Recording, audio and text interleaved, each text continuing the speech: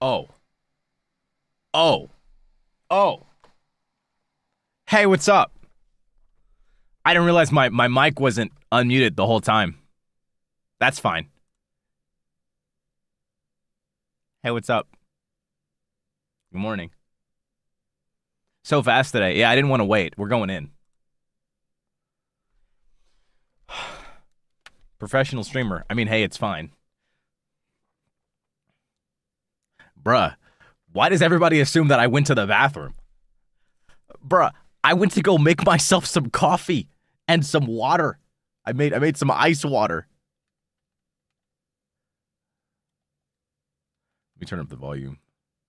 I got no in-game sound. I think I had it on... Did I have it on 6 last time? That's not too loud, is it? Did you cool down? Yes, that was like the whole point.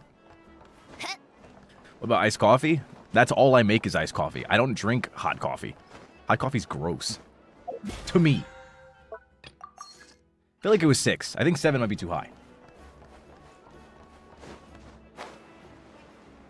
I've been trying to level up other characters. So I got Yayamiko and SNEZHNAYA at 80. SNEZHNAYA's actually not in a terrible spot. I got 888 on her talents. Her artifacts aren't the worst, I don't think. I don't know. I might need to do another stream with Ziox where he reviews my account once I'm done building everybody. I was just logging off after starting Act 1 myself. I really liked the part where Genshin impacted all over the place and the entire cast came together and said, this really was the SNEZHNAYA of all time. That was really cool. Thanks, Hoyo. Anyways, I'm going to watch the VOD when I get to this part of the story because otherwise I'm spoiling myself.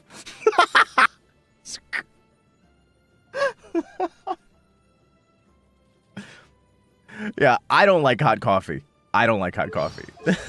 Low-key, I'm at the club right now, but I had to lock into peak streaming. Future Yuri, thank you for 13 months of membership. Also, Carson, thank you so much for the remember. And thank you for being an archive member. Oh my gosh. And also, Wingina, thank you so much for the gifted memby. Oh my god. Why is everybody so funny, bro? Cut it out. I haven't gotten any artifacts for Yayamiko yet. I've been trying to live my life. Oh. Oh.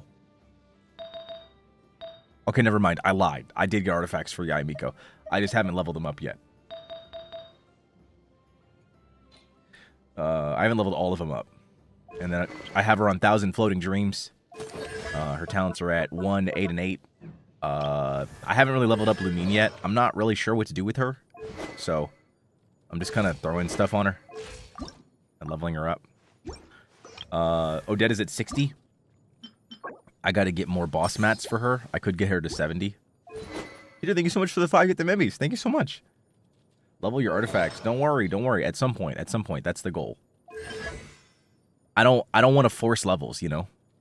I was told never to use 5-star artifacts to put into other artifacts.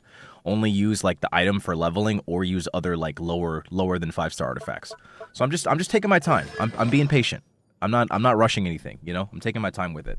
Exactly. That's the thing. I'm taking my time because I'm building so many characters. Like literally, I technically just finished SNEZHNAYA and I'm not even done with her. I'm building Yayamiko. Now I'm building the Traveler. I'm building Odette. I'm building Sitlali. I'm building Mizuki. I technically never finished Linnea, if we're being so honest. What is it? These two are like, I don't know. I don't know when I'm going to use them again. Technically they're built, but their artifacts aren't fully leveled. Their talents are like not bad. Could be better. I do have their weapons leveled. Oh, well, she has it. I normally run her with 1,000 Floating Dreams, but you know. I need to level up her stuff too. Yeah, like, I don't know. I've just kind of got a mess of an account right now. It's unfortunate. Who's actually running right now? Oh, these two. I remember. Okay. It would be a bad idea to get Arlecchino at this point, wouldn't it? You have Sleep Artist, thanks so much for 2 months of membership. All right. I'm excited to finish up Act 2, though. Or Act 1. Not Act 2. Oh, my God.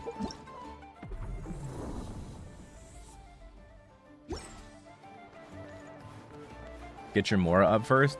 Dog, it's hard. It's hard. I don't know how to skip an ad. Oh, damn. It's okay. Thankfully, SNEZHNAYA actually does decent damage despite not really being fully leveled.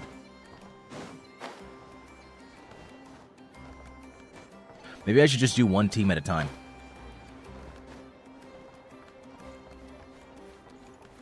Did you check up on your teapot yet? Oh. I forgot about that, TBH.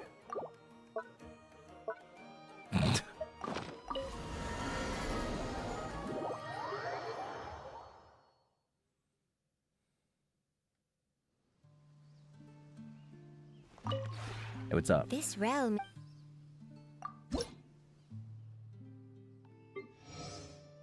Nice. Okay. Wait, do we have the new weekly yet?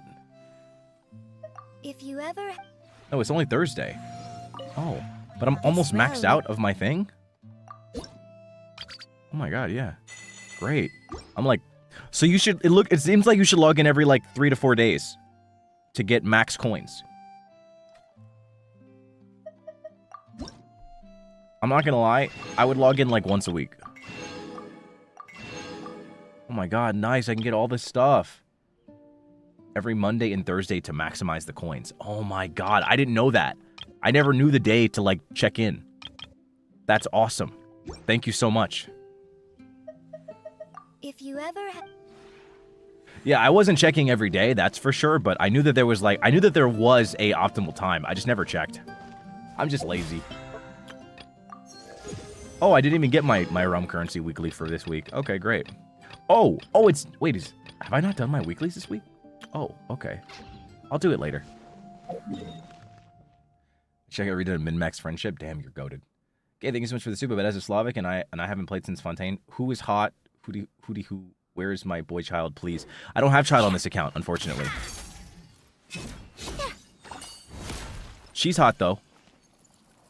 Honestly, every character they've been releasing is hot, if we're being so honest. Hot. Hot. Well, technically she's cold, but you know, you get it. Hot. Hot. Hot. Everybody's just hot, dude.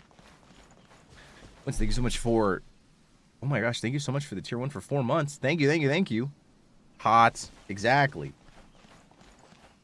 Because you hate him just like Hoyo? You think I hate child? Me? What do you mean? His ship with Lumine is the only het ship that I allow in my roster.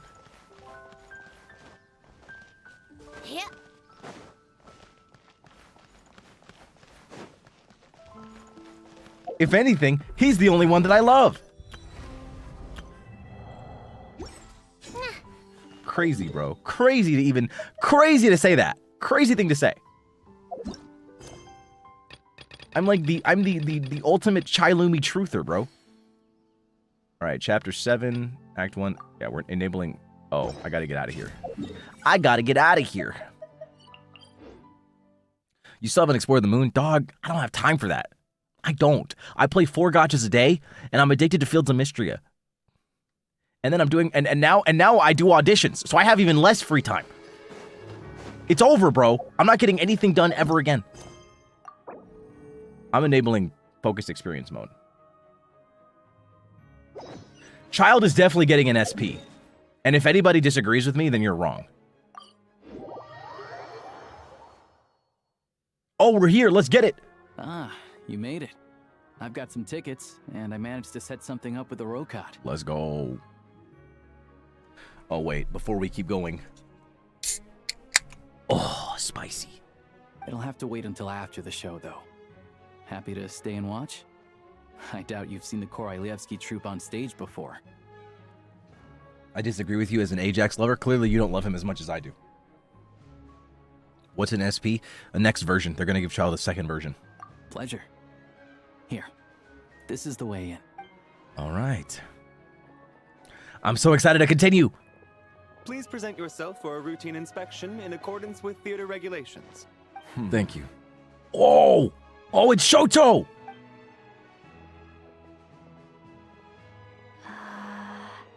Is that guy with the fatui? Looks like he's waiting for something. Oh my god. It's heterosexual Shoto. Okay, all done. Thank you for your cooperation. Please proceed through to the theater.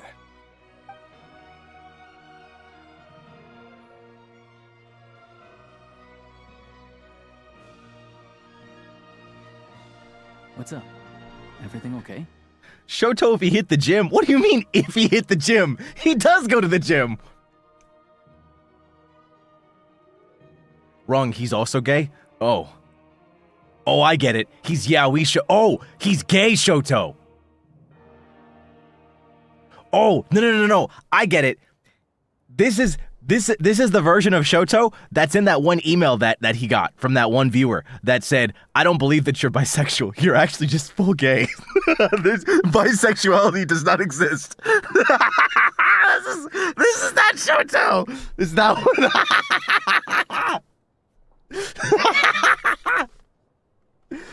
What do you mean, how do you know? I get his shit on my TL all the time. That's my boy.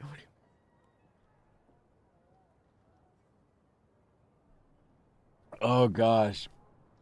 Oh my goodness. No, cause Shoto got it. I don't remember exactly the context, but I saw a clip. He got an email from a viewer that basically said like, I'm convinced that you're fully gay. You're not bi. And like it was just like, what the hell? What's wrong with you? That's what this Shoto is. It's the yaoi Shoto. It's the fully gay one that's in that one viewer's email. SNEZHNAYA's business and political leaders are always passing through here, so it makes sense that security's tight. Still, it's a little unusual to see the Fatui's Armory Palace guard here. You saw him, right? The guy right at the back. Strong, silent type. His name's Valeri. I thought that was a copy pasta. I thought so too for a second, but I don't know. He's part of the Special Assignments Battalion. Ooh, I Valeri. only ever see him here for one thing. To look for a guy named Mitya. Mitya. Head of the Special Assignments Battalion, Armory Palace Royal Grenadier Guards, 1st Regiment. As a soldier, he places great importance on planning and timing. Mitya, the key individual entrusted to his protection, appears to share neither conviction. Still, he has an uncanny ability to pinpoint Mitya's location and sometimes even succeeds in keeping him under control.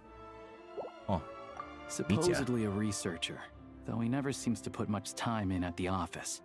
The theater is one of his favorite places to hang out when he's playing hooky from work. Ah. But that's not for us to worry about. Let's go. The show's about to start. The show is about to start. Oh, wait, I just realized. So that means we're going to watch Odette? I'm so hyped, bro. What do you think? Pretty impressive, huh? Whoa, it's gorgeous. Everything in SNES has been so amazing. It reminds me of the opera Epiclese. Oh, the one in Fontaine? I hear it's iconic. Never seen it for myself, though. Wow, dude. It's Here crazy we how... are, just in time. Sorry, coming through. I mean, the show hasn't started. If you're gonna show up late, keep your mouth shut. Yo, shut up. What's his problem? Whatever. No point arguing with people like that. Like, the show hasn't started. What are you talking about? Look, there she is. That's who I'm introducing you to later. She's the lead singer of the troupe, Vodyanitsa. Vodyanitsa. Oh my god, it's Finana! Whoa, cutscene.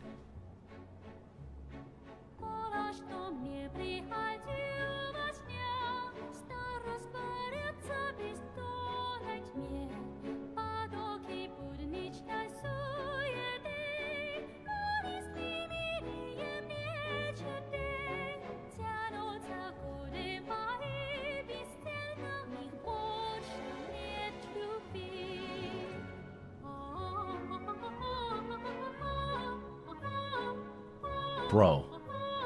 Wait, I just realized the models. This is just this isn't even like a cutscene.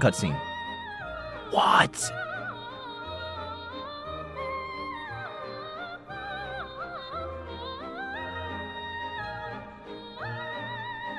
Wow. How gorgeous, dude.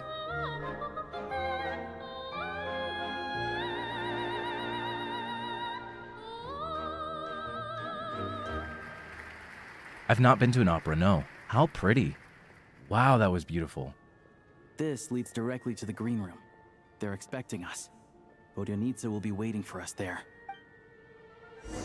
You know, just because she looks like Finana, I got a feeling that Vodyanitsa is gonna be a little shit.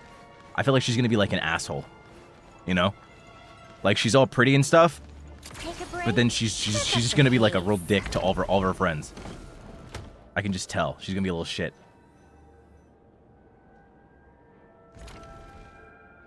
Hey there. Excuse me. Can you believe it? I am so mad right now. Come in. Oh my god. It literally first line out the game, dog. First line out the game. She just got here, dog. She just got here. People are gonna think that I watched the cutscene before I played the game, dog. This is literally just Fanana. Oh, it's you two. I wasn't expecting to see you here. Oh, it's Odette. Huh? You know each other? Oh, wait. Is this who you were telling me about? The one you met yesterday and couldn't stop thinking about? Whoa. Damn, this really is Fanana. I never said that. Yes, you did. Why are you denying it? It was right before I went on that rant about the moody factory owner. Oh, I remember it so clearly. Oh my gosh, I clocked her so bad. What in the world? I clocked her so bad, bro. Might I ask what brings you two here? This is Eula's ENVA? That's so awesome. I'm so glad she gets more work because they just don't like Eula for some reason. Oh, I just brought her here to see the show. And when it finished, she was full of praise for Vodyanitsa's performance. So I thought I'd try my luck, see if we could get the chance to chat for a bit. Maybe get an autograph? Really? Up a bit more? Okay.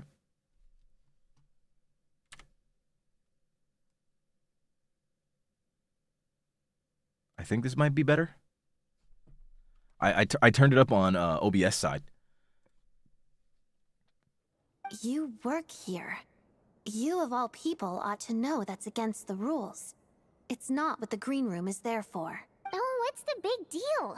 Come on, don't be shy. I can give you an autograph. You can take a picture too if you want. Oh my god. Dude, the cutscenes are crazy. Do as you please. I finished all my shows for the day. I'll leave you to chat. Damn.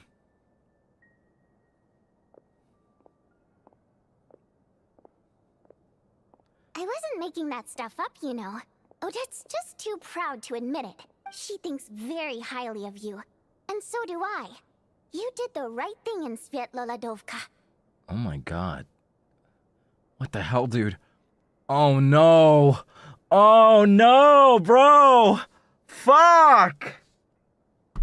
God damn it. I should have just taken like a 6-month break before playing again. Oh no. Oh no, bro. Oh no, I like her. I haven't even seen anything and I like her. I'm gonna roll for her. I just wanted Danica and the Tsaritsa and I got Odette. I got my 3 characters. I had them locked in. Fuck, I shouldn't have played, dude. I'm so cooked. It's so over for me. We're good. Odette's out of earshot. I'll lock the door. What? Confidentiality, of course. The Rokot is very strict on that. What's going on? Whoa, Alosha. Not out loud. Not with an outsider here. Relax. I've taken care of it. Look at this. The president's reply sent this morning. Wait, so she's been approved to join? Approved to join what? You told me last night that you wanted to get intel from the Rokot. Unfortunately, Rokot intel is only available to members. In Russian, Alosha is a nickname for Alexei. Mitya is for Dmitri. This is not plot. There's a lot of good Blechoyo things they did for their character names. Interesting. Alosha is a nickname for Alexei, and Mitya is for Dmitri. Interesting. Huh. That's so cool. Thank you for letting me know, and also, okay, thank you for the supa. I appreciate it. But ever since you set foot in SNEZHNAYA, we've been working together. I've seen the way you work, your character, and your motives. Oh yeah, I'm stylish. Everything about you is perfectly in alignment with what we're trying to achieve in the Rokot. I'm goated. So I figured I might as well cut to the chase. Oh yeah, I love cutting to the chase. I wrote a letter to the president explaining your situation, including just the right amount of detail. His approval came very quickly. So the president too believes that all feminine products should be free for all women. Ah, the president's a man of taste. Of course, It's still your decision whether you want to join or not. We'll respect your choice. So that means you and Vodyanitsa. Well, assuming Odette was telling the truth and she didn't misjudge you, I guess we don't need to worry about you blowing our cover. Still, you gave me a real fright. I didn't know that's why you came looking for me. Dude, I really like her. Oh, I'm so cooked, bro. I'm so cooked. So, that stuff you said about admiring my performance, was that just because Odette was here? Did you actually mean it? No, I meant every word. I loved your singing. Now you're talking. That's what I like to hear. Oh, fuck. I hope she's not ass, bro. I hope she's really strong, because I'm gonna get her no matter what. I'm so depressed. I hope she's like Kokomi levels of Bitcoin. Anyway, let me give you a quick rundown of how things work. Like I said, the Rokot is a covert organization, and we hide our identities. I don't want to hear anything about leaks, okay? I don't want to hear anything. Don't tell me anything.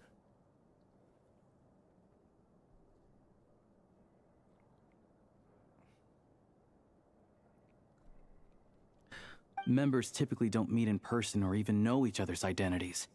This helps us maintain a high level of independence and secrecy. Oh, hell yeah. Because of this, members are basically free to decide their methods without constraints, so long as the outcome of any activity doesn't violate the organization's principle.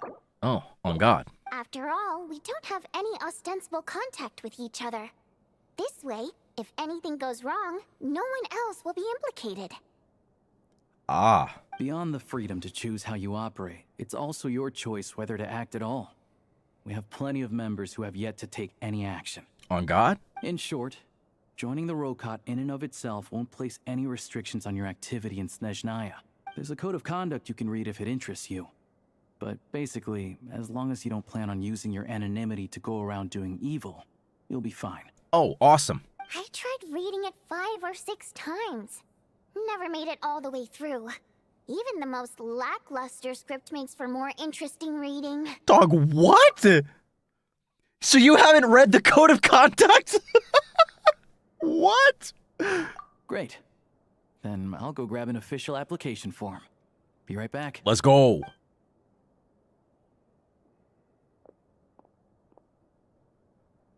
Since you keep your identity secret, how come you two know each other?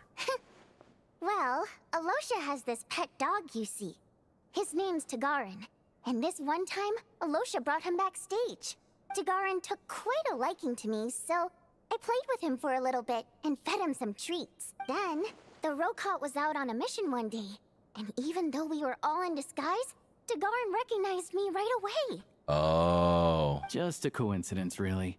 We didn't report it to the higher-ups, though, to avoid dealing with the fallout. I see. Oh, damn. Why do I feel like Alosha and Vodyanitsa is a ship? Like my job at the theater, for instance. I really need it to make ends meet. By the way, what were you complaining about just before we came in? Did everything go okay with Chuganov? Everything did not go okay. That's why I was so mad. I tried to make some small talk with him before I went on stage to fish for intel about the Iskra manufacturing plant. But he wouldn't take the bait. No matter what I said, he kept dodging the question. Bro, she's so cute. I'm so cooked. I'm so fucking cooked. And then he started complaining. He said he didn't appreciate his second-rate seat in the stalls because he usually gets a private box. Oh, damn. I mean, what did he expect? Everyone knows that if you want a box seat, you buy a ticket well in advance. But instead, he sends me a letter the day before the show when we're practically sold out. Wow, what a loser. I had to juggle things around just to get him a half-decent seat, hoping he would appreciate the gesture enough to share some information. But nope, he didn't give me anything. Wow. Yeah, meeting Chuganov in person has definitely been a disappointing experience. Oh, you probably don't know who we're talking about, do you? Nope. Oh, Chuganov who's was that? older Who's guy that you were bitch? sitting next to today. I'm sure he didn't make a great first impression on you either. That guy. To the citizenry, he's a family man and a kind boss. Oh yeah, but he's a bitch to me, so I don't care what anybody else thinks. But our interactions with him tell a very different story. It's one thing to ask for a favor, but he acts like it's his right. He always expects special treatment. It's because he's old. That's how boomers are. Take the ticket situation, for instance. I've actually gotten him a private box in the past. But not only was he not even grateful, now he's acting like I've sold him short this time. Wow, what a prissy bitch. Not to mention that he's never paid for a single one of his tickets. What? He's just not paying? He's getting these seats for free? This is crazy. And another thing, if he's such a big family man, why doesn't he bring his wife and daughter to see the show once in a while? I've never seen them here, not even once. So he's a bitch and a hoe? That's crazy, bro. Calm down, Vodyanitsa. If you won't do it the easy way, we'll have to try the hard way. Yeah, we have to kill him. But first things first. Here's your application form. Go ahead and fill it out. Okay. Do you ever sleep? Damn, I haven't been asked that in a while. That's exciting. That means that I'm back to streaming. I'm back to my old hours. Guys, debut Vanta is back.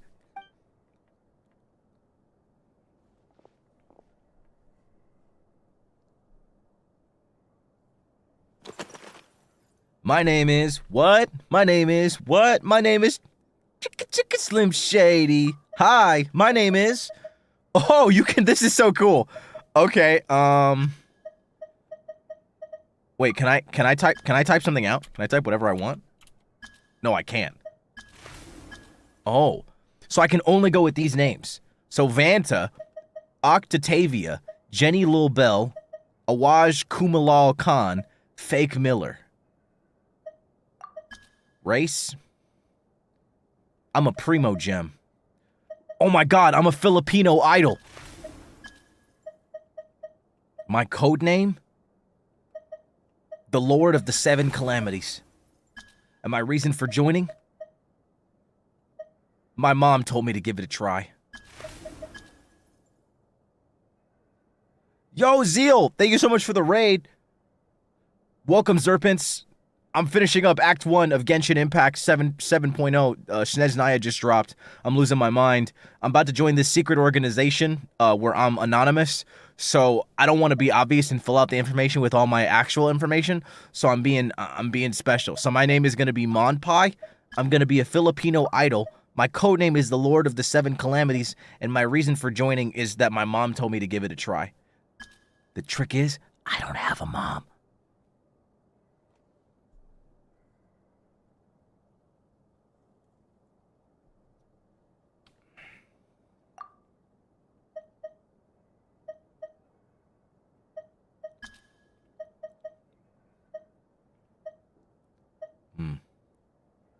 I want to ordinary people?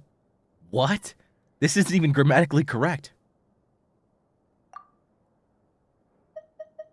Nice.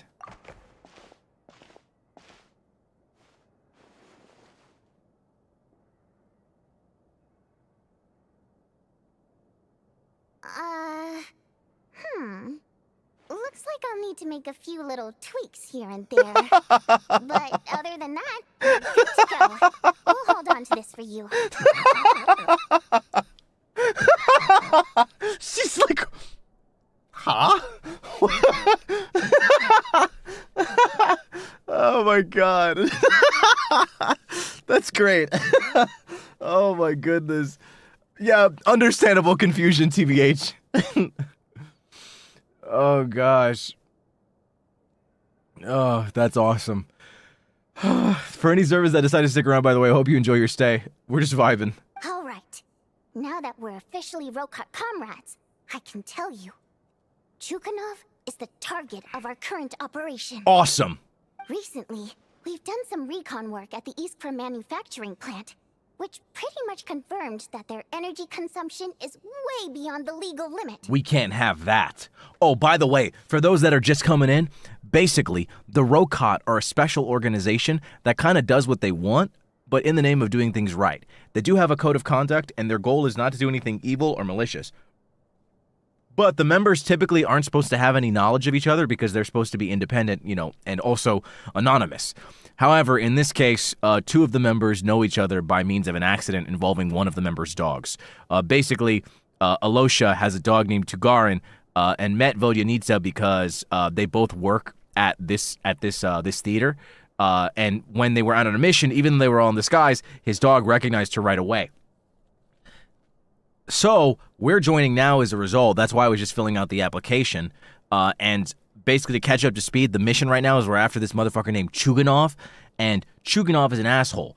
We were late to the show and we were walking by and he was like, if you're gonna be late, at least be quiet, at least shut up, you know? Like he was like, okay, all right, bitch, all right, you can calm down. The show hasn't started yet. We weren't interrupting nobody, you know? Like, be quiet. Then we find out from Vodyanica that basically Chuganov's been sending letters to the theater and asking for seats hella last minute.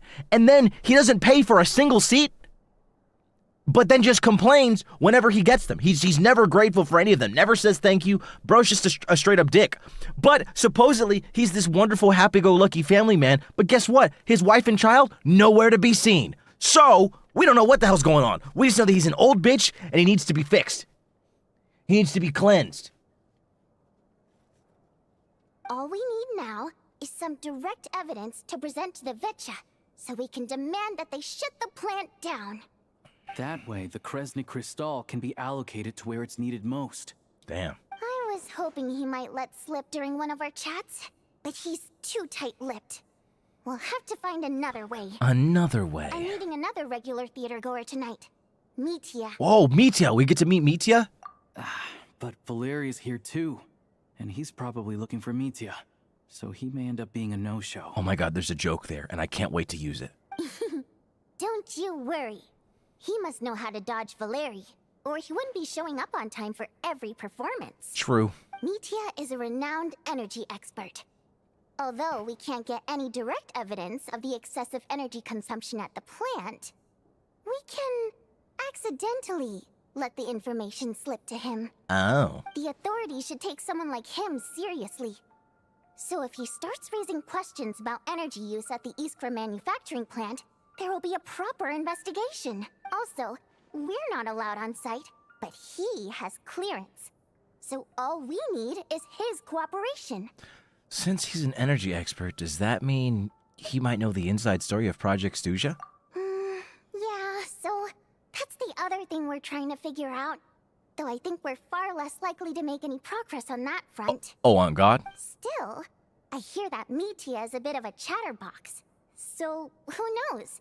Maybe if we catch him in the right mood, he'll let something slip. Ballin'. What do you think? Sound like something worth your time? Definitely, I'd love to join. Okay, in that case, you guys find a seat somewhere nearby. Pretend you're a couple of buddies there to eat, and keep your ears peeled for useful information. For sure. He's a huge fan, so I doubt he'll have his guard up around me. But you two need to be convincing. If he suspects anything at all, he might stop talking. Okay. Sure. Don't worry. We'll make a believable pair of buddies. Yeah, my boobs are fantastic. I'm sure we can manage a bit of friendly chit-chat. Perfect! You've sold me already. Now, help me tidy this room up a bit before we head out. Dog, what? Okay. What needs tidying? Everything. Oh my god, she is Finana. Sure, thank you so much for the new membership. Welcome to the Vantacrow. Yokoso. Watashi no Soul Society.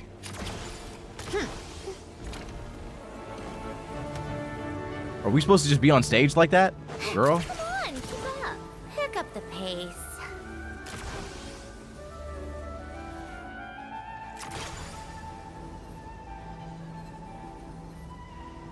Finana catching strays. Dog, these aren't strays. I'm pointing the gun at her.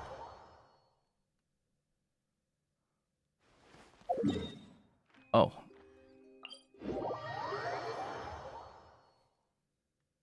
How tiresome.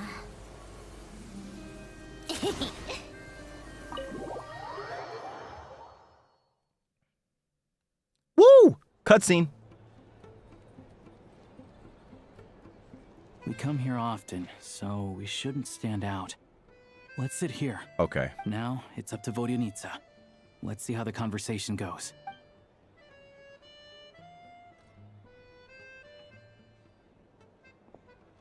Whoa! He's so... Mr. Mitya, over here. He's so pretty. What the heck? Oh, sorry. I got a little held up on my way here. Now we have even less time than we planned. Oh my god! He's so pretty! What the heck?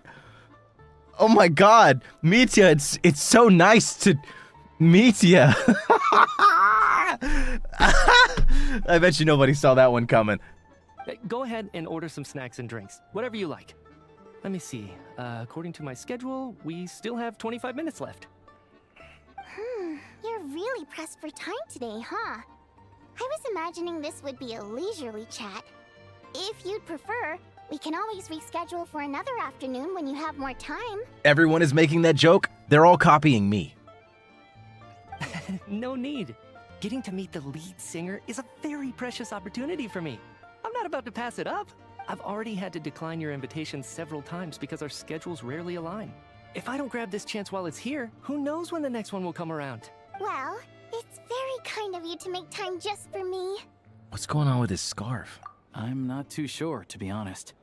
But SNEZHNAYA is full of weird and wonderful things like that, so people tend not to bat an eye. I'm sure the same will go for the Eye of Grey and Paimon.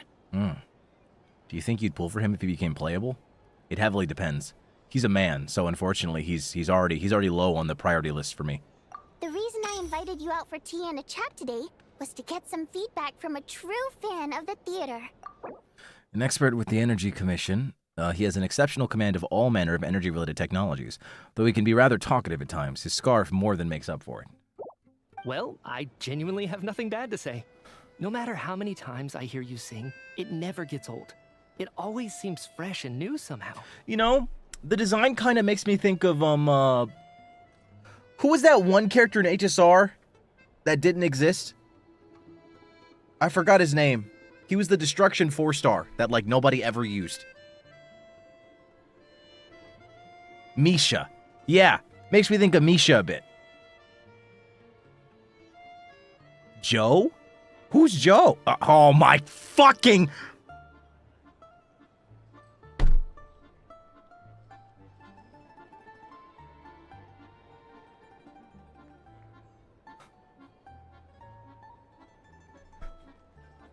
What? How the hell did I fall for that?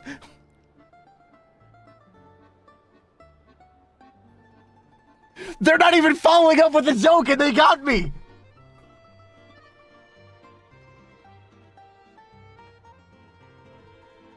Oh my god. Maybe it's because the more times I listen, the more details I notice. Or maybe you simply improve with every performance, delivering it better each time. Thank you! I'm delighted to hear that. Could you give me any specific examples? Yeah, hit us. Oh, yeah. That, the piece you sang today, for example. Beneath the Frozen River? LOL? Hey, what's with you? I'm just praising a good performance. I always used to find that such a bleak and lonely song. But the more you listen, the more you realize that it's not as cold and nihilistic as it appears. When you really dig down into it, there's a certain level where you're surprised by the emergence of hope. Yeah, hope. Wow, I'm impressed. I didn't expect you to pick up on that. Actually, I only tried out that angle after talking with a composer. Still, Beneath the Frozen River wasn't on today's program. Uh-oh. Oh, really? But it's a classic. You sing it every time. Almost every time. Oh. Oh no. Well then, let me say a few words about that other all-time classic, Flying in the Wind from the Mountain Sparrow. That's why the scarf was covering his mouth. Oh my god, that's awesome. I didn't sing that one today either. My voice wasn't quite up to it, so I switched it out at the last minute. Oh. But, Oh no. Sorry, Mr. Mitya, but you were at the theater today, yes? Of course I was. Remember? I said hello to all the troupe members before the show started. You, Odette, and the others. So, what did Odette sing today? Elegy of the Snow-Winged Goose, of course. Correct. I see. I see. Uh-oh. You find my singing boring, don't you? That's why you don't remember a single song. Looks like I'll need to cut a few from the program next time. Damn, bro fumbled hard. Oh my goodness. Hi. No, that's not it. I swear. All right. I'll be straight with you. I'm sorry. My mind was wandering as you took the stage today. Whoa, I just realized his scarf has that same looking formula thing that Paimon's thing has. I enjoy watching your shows because the exquisite performances stimulate the mind. It always sparks some inspiration for my research. So whenever I get stuck at work, I come to the theater for a change of pace. Odette's dance during the elegy of the snow-winged goose today was simply incredible. It got me wondering what she's been going through recently. Well, she just met her mother's killer, so... That look of sheer defiance in the face of utter tragedy? It was so inspiring. I started scribbling in my notebook right away. Gonna tell my kids this was Claude and Fanana of Nijisanji, Ian. Not that I made a ton of progress in the grand scheme of things, but I still think it was productive. By the time I snapped out of it, the entire show had finished. So what you're saying is, you didn't listen to my singing at all? Damn. Unfortunately not. I'm sorry, I don't know which is more disrespectful. The fact that I don't always come for the show itself, or the fact that I missed your performance. Dog. Seems like things are getting a little awkward. You look nervous. What's up? Mitya just stepped into a conversational minefield. If there's one thing Vodyanitsa doesn't like, it's people who show disrespect for her performance. Uh-oh. This meeting was so hard to set up. Don't tell me it's already falling apart. It's fine. I suppose this is affirming in its own way. At least, it shows that our performance really touches people's hearts, right? Not the fist! This is awesome! I love how the more physicality due to the extra animation, it adds so much personality. I love it, dude. Don't let it bother you. It certainly doesn't bother me. She's showing a lot of restraint. Must be tough. Well, I'll be sure to let Odette know how much you adored her performance. Please don't say that. I always love your performances too. It's just that inspiration struck at the wrong time today. I'm usually all ears. I know, I can tell.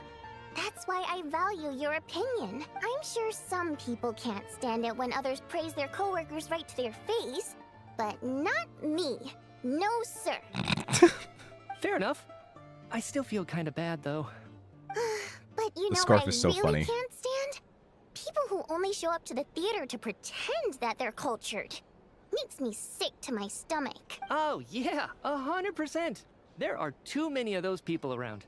By the time they're walking out the door, they've forgotten all about the show. Oh my god, wait. That segue was perfect. What's wrong? You look furious. I don't know if you've heard about the boss of the Iskra manufacturing plant.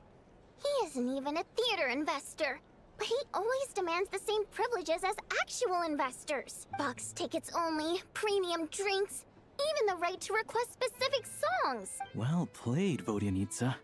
Seems like she's harnessing her rage to steer the conversation back on track. That's impressive. Genuinely, this is ridiculous. Look at this guy. Look at Alosha. Bro looks so good. Like, oh my god. The model actually looks incredible. Like, this, did anybody notice this? Has anybody like sat on this like particular frame? Oh my god. This looks so good. Now that you mention it, I've interacted with that guy before. I gotta say, everyone holds him up as an example of a benevolent businessman, but I don't know. I don't see it. Yeah, he couldn't care less about what's happening on stage. He's just there to flaunt his social status. I hate that I have to prepare programs for guys like that. What's the big deal with that factory he runs anyway? I asked around a bit and heard some pretty shocking stories. Sounds like he's just another greedy capitalist. Oh, really? Yep, the things people are saying are pretty damning. Low wages, insanely long working hours, equipment Yikes. running around the clock. And as if that's not bad enough, he also strictly forbids his employees from giving any kind of interview. Yikes. Project Stuja has now been extended so many times, we're at the point where crystal rations for the common folk are barely enough to survive on.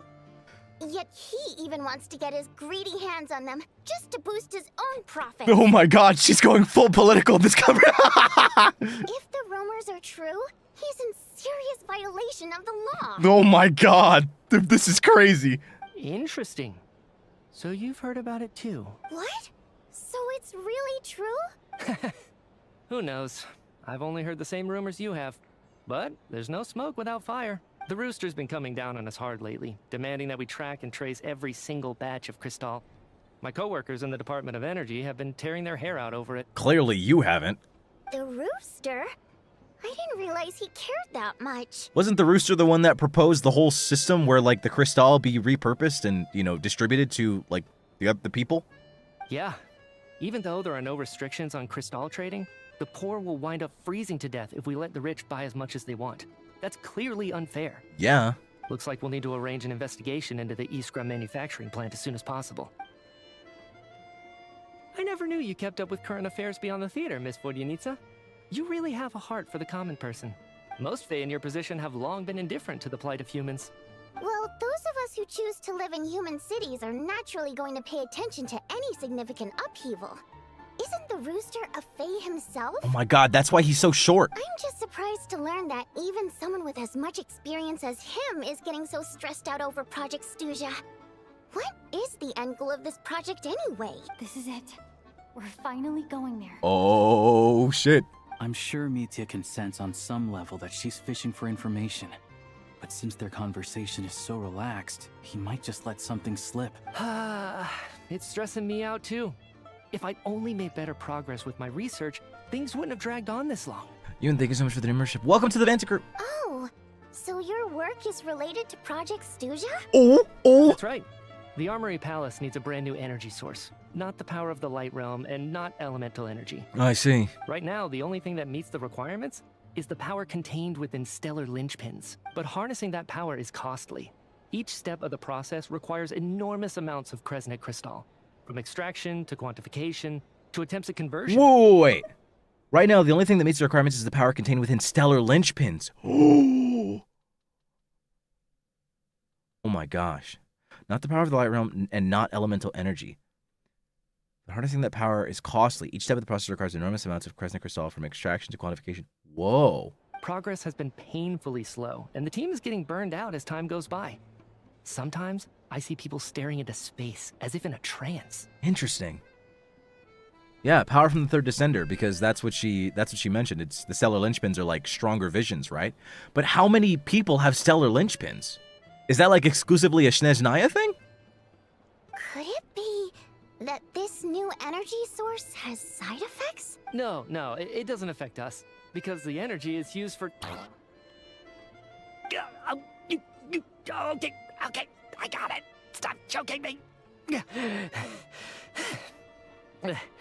Sorry, I can't talk about that. I think we're all just exhausted. We've been working ourselves to the bone for so long with so little progress to show for it. It's no wonder people are struggling to stay motivated.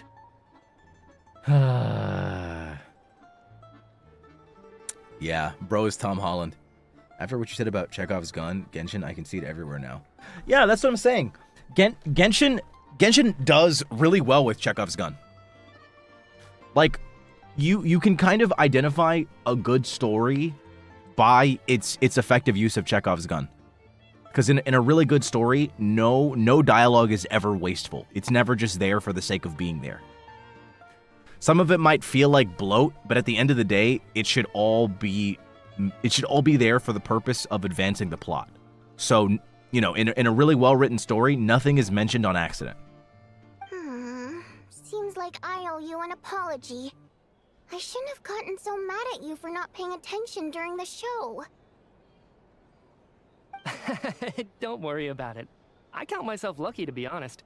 I don't envy the people who work closely with the Tsaritsa herself. I'd much rather be in my current position. At least I don't have to shoulder any major responsibilities. I love how fast Mitya talks. So they're trying to develop a completely new kind of energy. It's a shame we didn't get to hear more. Yeah, censored by a scarf. Who would have thought? Oh, dear. It looks like my time is up. I'm afraid I have to leave. I'm so sorry. We ended up barely talking about the theater. That's okay. It was a pleasure chatting with you, really. Let's make up for it next time. Yeah, hopefully once the work pressure eases up a little, I'll be able to focus more on the performance, and then we'll have more to discuss. We touched on some confidential issues today. I'd be grateful if you could keep it between us. That could have gone worse. Well, That's cool. You can tell Mitya's a good friend. Bro spilled all that stuff and he's like, you know, I just gotta trust her. Respectable, honestly. Nice job.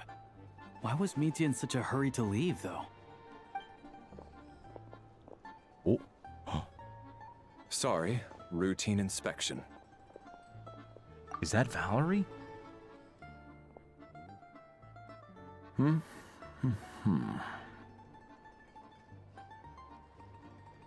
Okay, let's go. Wait, what? He's just out? What? I didn't even get to look at you that long, bro. What the heck? So he wasn't rushing to get back to work. He must have calculated that Valerie would find him here in exactly 25 minutes. Oh my god. That's frighteningly accurate. That's awesome. Okay, I didn't realize that was what was going on. One of the main duties of the Special Assignments Battalion is to ensure that important figures stick to their schedules. He kind of has my outfit, but different colors. Oh my god, does that mean I'm a 4-star? Sounds like Mitya's arch enemy then. All right, time for us to get going too. Excuse me, check please. We'll settle our check too then. Oh, hello there. Mr. Mitya paid the check before leaving. He also asked me to pass on a message. He said it was an honor to share his tea break with Miss Vodyanitsa and her 2 friends. Oh my god! What? No fucking way! He's what?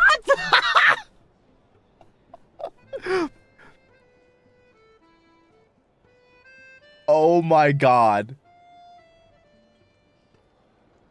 That's crazy. Wait. So he knew we were here all along? This raises a lot of questions. Did he deliberately mention the new energy source so that we'd overhear it? Yeah, no. Not only were they staring at him, but they were talking out loud. Maybe his work isn't confidential after all. Maybe the key here is the purpose of this new energy. I guess that's the next thing to look into. That's hilarious, bro.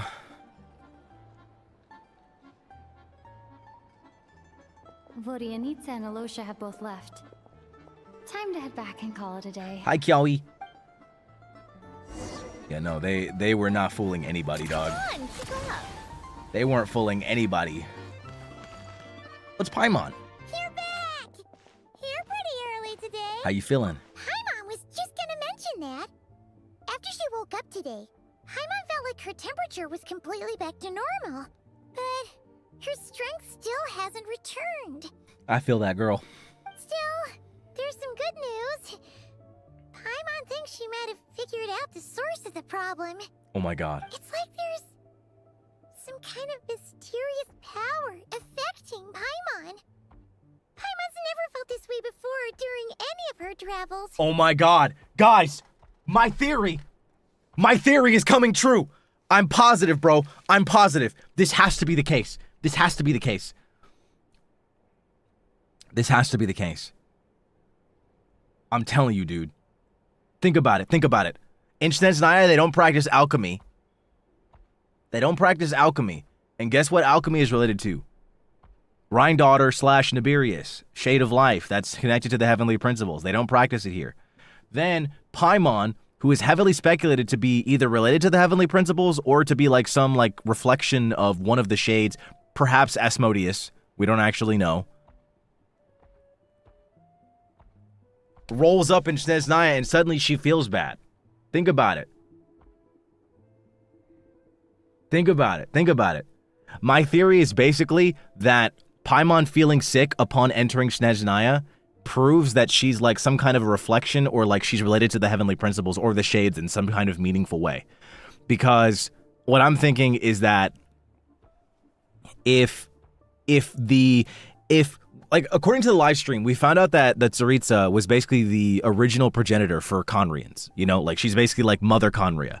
So she's clearly angry with the heavenly principles, the shades specifically Renova, if we want to get super specific. She doesn't like Renova because Renova is responsible for creating the curse that made, you know, all the Conrian kids turn into Hilichurls and to make pure-blooded Conrians become immortal. So they're all afflicted because of the actions of the 5 senators. So the Tsaritsa naturally is pissed off because, like, what the hell? Let my people go, you know, type beat. So, if we connect it to another theory that the Tsaritsa is likely planning on working with Nibirius / Rhine-daughter to infuse some kind of her power with, you know, life to take down death, the Shade of Death, Renova, then it's clear that she wouldn't want, you know, the city being looked at by the Heavenly Principles. So, if Paimon's suddenly being heavily affected and she suddenly gets super duper sick by going in, however, she's not completely like dying. You know, it's not like a full-on resistance. She's just sick. So it implies that like she's connected, but not fully a heavenly, you know, related to the Heavenly Principles. You know what I mean? It's like she's like a reflection or something. She's not like full on. That's why she's sick, but not like dying, and she's not like hurt or anything. It's not like a force field for her. She can still go in. She just feels like garbage, and it takes a while for her to recover. So I'm thinking that just proves it. Her appearance is already weird. We don't know what the hell she is. Paimon's just Paimon. She's not human. She's not a fae. Nobody knows what she is. But everybody theorizes based on the way that she looks, the way that she dresses, the shit on her cape, the fact that she's got all this stuff on. She looks like something straight out of Celestia. So I'm thinking she's a reflection or some kind of thing related to one of the shades or the Heavenly Principles in general. Otherwise, this makes no sense. The reason why I'm feeling like she feels like shit, though, going into SNEZHNAYA is because since SNEZHNAYA is doing so much stuff to plan against the Abyss, literally, they got Fatui members going out, gathering the Gnosis and bringing them back. Lord knows what they're doing, you know, underground and all this stuff. So she probably has some kind of defense system set up against the Heavenly Principles so that they can't see what she's doing. That's why she does stuff like not have anybody practice alchemy. Because I feel maybe perhaps like doing some kind of alchemy would put her under Rhine-daughter's eye or something like that, you know? So maybe they just avoid any practices related to the Heavenly Principles. You know what I'm saying? You know what I'm saying? I'm telling you, it makes it just I don't know, it just makes too much sense to me. Like Paimon should have no reason to feel bad going into SNEZHNAYA. Like why would she suddenly get sick? You know, especially this bad of a fever. Like, what the hell? You're telling me Paimon can get sick? Bullshit. Ain't no way. She's never had a fever up to now. Suddenly she gets one because it gets a bit cold? Come on. Come on. Let's be so for real. Let's be so for real. She's never gotten sick up to now. And suddenly she gets sick. That's the only explanation. There has to be some innate defense system against the Shade / Heavenly Principles in SNEZHNAYA, and Paimon has to be related to them in some way. I'm not saying that she's going to end up being like the final boss or anything, but I think she might be related to them in some way. I'm also thinking in the trailer, when we saw the Shades, Asmodee did not show up to the meeting with the Shades. We only saw Easteroth, we saw Rhine-daughter / Nibirius, and we saw Renova. They were the only three Shades. Asmodee's gone. And then they mentioned, is she like obsessed with her new master? Now, some people were suspecting the Abyss Prince, but I don't think that makes much sense, to be honest. Honestly, I'm thinking, what if Paimon is definitely... I feel like Paimon's definitely related to Asmodee in some way, some meaningful way. I swear to God, bro. I swear to God. That's my theory. She only started feeling this way since we arrived in SNEZHNAYA. Can I say we have a reason for that now? We have a reason for what? Asmodee not showing up?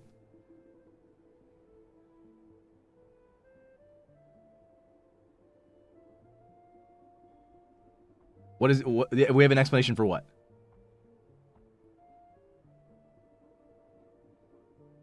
She has the same trifecta symbol that the other Shades do. Did you know when you open the homepage, Paimon doesn't show up like in other nations because she's sick during the AQ?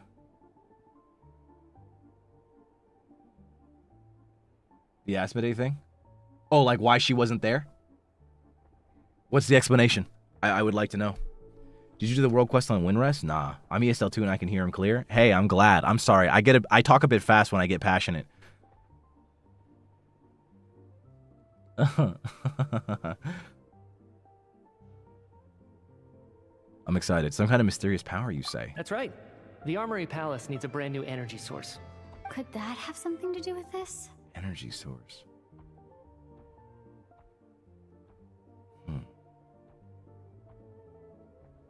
It's confirmed the Abyss sibling is her new master. Oh. Interesting. Okay. Temple of Space world quest? Temple of Space? Did I do that one? What is it? You're making that face again.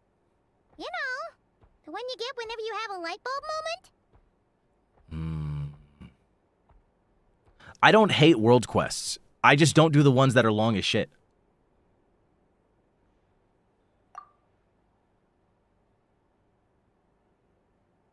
So, they're trying to develop a new energy source here? And you think that might be why Paimon's feeling unwell? Energy source. Energy source that's causing Paimon to feel unwell. Stellar linchpin related to the third descender would have a negative effect on heavenly principles. Interesting. Well, Midget denied that the energy they're researching has any side effects. Although, he did say that people working on the project have been having issues with their concentration and short-term memory. And even so, those are completely different symptoms from Paimon's. This power you mentioned, can you sense where it's coming from? It's pretty faint, so it's kind of hard to tell. But, if anything, it seems like it's coming from roughly the same direction as the Armory Palace.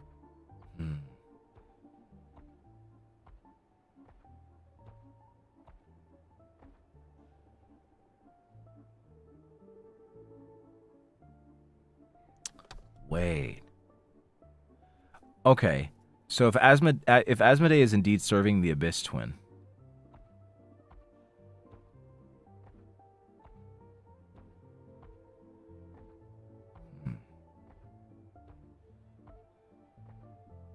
okay, I'm getting really fake right now. Okay. I'm gonna get real experimental. This is diving into the realm of fan fiction. Not even diving into the realm. This is straight up fan fiction. I'm making this up completely, okay? This is not even cooking because I have nothing to base this information off.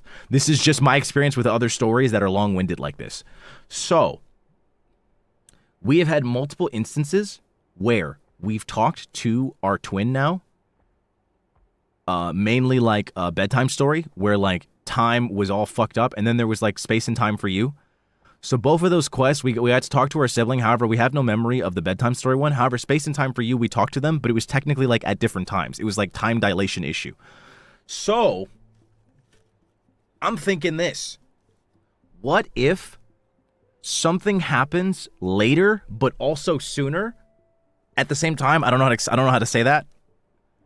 That involves, if Asmodee is serving our sibling, something's got to happen where, you know, Asmodee obviously meets us. I mean, technically they already did, but, you know, that's like a different thing. But in that case, what if there's a situation with like a sundering? I feel like sundering is really popular in a lot of like long-winded RPGs, especially like Asian RPGs. Sundering is a very popular thing. Sundering in a lot of games usually implies a being or a group is like split up into multiple versions of itself. So like a great example is in Final Fantasy XIV. The sundering is responsible for like the 13 reflections, the 13 stars. And we happen to be on the 14th or the 14th or the 5th, I don't remember. Basically, it's when something's split up. So what if Paimon is like a sundered version of Asmodee? You know? Like what if something happens with time and like with the Abyss twins and like some crazy shit? I don't know what could cause it because again, I have nothing to run this off of, but like, you know, what if there's something that happens where Asmodee is somehow sundered and like a bunch of different versions of her are split up and one of them happens to make it to us at like a certain time. This also, this is just to further push the idea that Paimon has some connection to Asmodee or is related to the Heavenly Principles. Also, something that I'm kind of thinking is that if they're using Stellar Linchpin energy for Project Stuja, then in that case, if it's having a super negative impact on Paimon, would that not imply that they're potentially baiting like Renova or one of the Heavenly Principles to come to SNEZHNAYA, and then they're like gonna turn on whatever the generator is that's using the Stellar Linchpin energy and potentially heavily weaken one of the shades so that they can take them down? I feel like that's not the craziest thing. If Paimon is related to the Heavenly Principles and she's heavily affected by this energy source, then maybe a higher concentration of it could have a potential effect on like a full shade, you know? Has he done Jubai Story Quest? I have not, no. Do they mention the sundering in that quest? All the more reason to find out the purpose of their research. Paimon's with you there. But how, though? The robot only has a limited amount of intel. There's still one avenue we haven't explored. Oh, you know what? I'm curious about something on YouTube. Stream URL.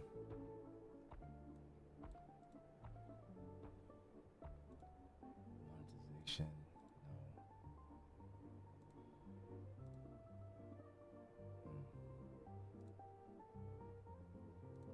No. Oh. The hell? It's set to manual. Or it's set to automatic. That's why. I just turned off ads on YouTube. The hell? Losers. There's still one avenue we haven't explored. I don't know why it was set to auto. They argue about Project SNEZHNAYA every day. If we could sit in on one of their sessions, we might pick up some new leads. Okay, I need to write a letter to Alosha. Good idea. Oh yeah, while you were out, Paimon tried all the yummiest looking desserts in the Potpourri restaurant. This one seemed right up your alley. So, Paimon saved some for you. Come try it once you finish writing your letter. Cute! Oh my god, wait, that looks so good. Okay, sorry. For if anybody, I don't know who's here that's watching me for the first time, I do that a lot. I'm gonna be real with you. I like stop and I will theorize. Literally, this has happened multiple times where I will stop reading and stop advancing the cutscene just so I can theorize, and then whatever my theories will get answered. Literally, the next line of dialogue will answer my theory. Alosha replied, he says that we won't be able to speak at the Vetcha, but he can arrange for us to attend as visitors. That's like classic Vantacrow stream. Then head to the SNEZHNAYA Vetcha. My honest opinion is this is how you're supposed to play the game. I like doing this. I mean, I feel like there's no other reason for this format of storytelling. Otherwise, everything would just be cutscenes, you know? Like unskippable cutscenes with that are pre-rendered. It's like my favorite thing about stories like this. I love stopping to pause and just discuss. Because I think I like to give all stories a chance about being well written. And when I pay attention and really get really invested, I really like to guess, you know? Do you know you can open the map if the next quest is outside of your, like, inside a place or something? Wait, what? I don't know how, what do you mean?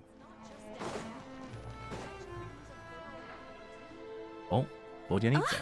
Miss Vodyanitsa, prima donna of the Korolievsky troupe. What a surprise meeting you here. Will you be sitting in on a session of the Vetcha? Sorry, I'm not taking interviews today. Oh good, you're here. Damn. Session's about to begin. Let's get inside. Please wait, Miss Vodyanitsa. Could you introduce me to your new friend? Damn. Okay. Shortly after you take your seat, the meeting of the SNEZHNAYA Vetcha officially begins. Discussions on whether to extend Project SNEZHNAYA are saved until the end. As the rooster, Pulcinella, shares various energy-related statistics, the dull and lifeless room suddenly becomes very animated.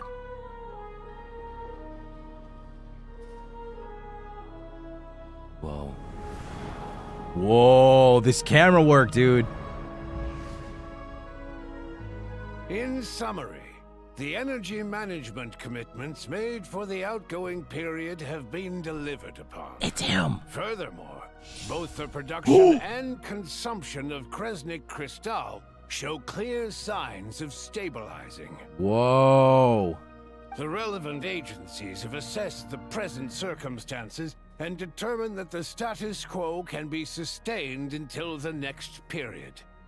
For detailed statistics, I would refer you to the industry reports that have been distributed to all persons present. It should also be noted that while the recent blizzards have led to a significant increase in people's energy expenses, this is strictly a short-term phenomenon associated with a remotely located monster. Yeah, that's where they're going to fight. Her Majesty the Tsaritsa is giving her full attention to this matter. We should have every confidence that it will be dealt with swiftly and conclusively. A financial report on disaster relief is also present in this report. courtesy of Pantalone. Why does it keep getting noisier in here? Oh my god, it's the man. They cover the same old ground every single time. The rooster never seems to mind, but everyone else is getting tired of it. There's a general lack of trust. People aren't seeing any tangible benefits that affect them directly. Of course, none of that will be reflected in any of the reports on the table. Damn. Yeah, if it weren't for these hard copy documents, I could have at least made something up. We've been meaning to ask, why are you still here? Oh, don't mind me. I'm just out here trying to hit my interview quotas. Bring out the Kvass. Ever read it? Best-selling newspaper in town. Literally no. If I remember correctly, you guys don't even have a sales permit. You have to sell from stalls on the street. Damn. Okay then, best-selling street stall newspaper in town. Still counts. Is she drinking? Order! We will now open the floor to the representatives. If there are no further substantive issues to discuss, we will then proceed to a vote on this motion. Oh, on God? SNEZHNAYA has a long tradition of treating members of the Fatui armed forces and their dependents favorably. But recent surveys shows that Fatui families in remote areas have access to 15% less crystal than the average civilian family in Snezhnograd. It's been said many times before, but it bears repeating now. There needs to be a clear and consistent rationale behind how crystal is allocated, or we will soon face immense public backlash. Whoa. Tartaglia! I love you! Perhaps you wouldn't need to keep repeating yourself if you would hear me out for once. I say again, true consistency exists only in principle. In the real world, fairness is relative. All right, hot voice. That's enough out of you. You appear to treat resource allocation as a simple function of production and population. So what about when the equipment used in production breaks down? Have you factored that into your equation? And do you even know how long it's been since SNEZHNAYA last conducted a census? If I knew the answers to questions like that, I'm sure I'd be a very wealthy man. And I doubt I'd be going by child. I'd like to bring the focus back to the specific issue I raised. Or do you wish to deny that favorable treatment for Fatui dependents is our long-standing policy? Ooh. Ooh. It's easy to be a critic when there's no accountability. That seems to be a running theme in the anti-Project SNEZHNAYA cohort. Bro, are you even gonna answer any of the questions? Defeat the ringleader and all other problems will magically resolve themselves. That's what they seem to think. But in case you aren't aware, not one jot in my report would change whether Project SNEZHNAYA continues or not. So you have no intention whatsoever of finding a solution to this problem? On the contrary, I'm the only one here who ever brings solutions. Child opened by speaking up for the armed forces. Regrator struck back with style and a war of words ensued. What the? Hello? Is my game modded? What was that?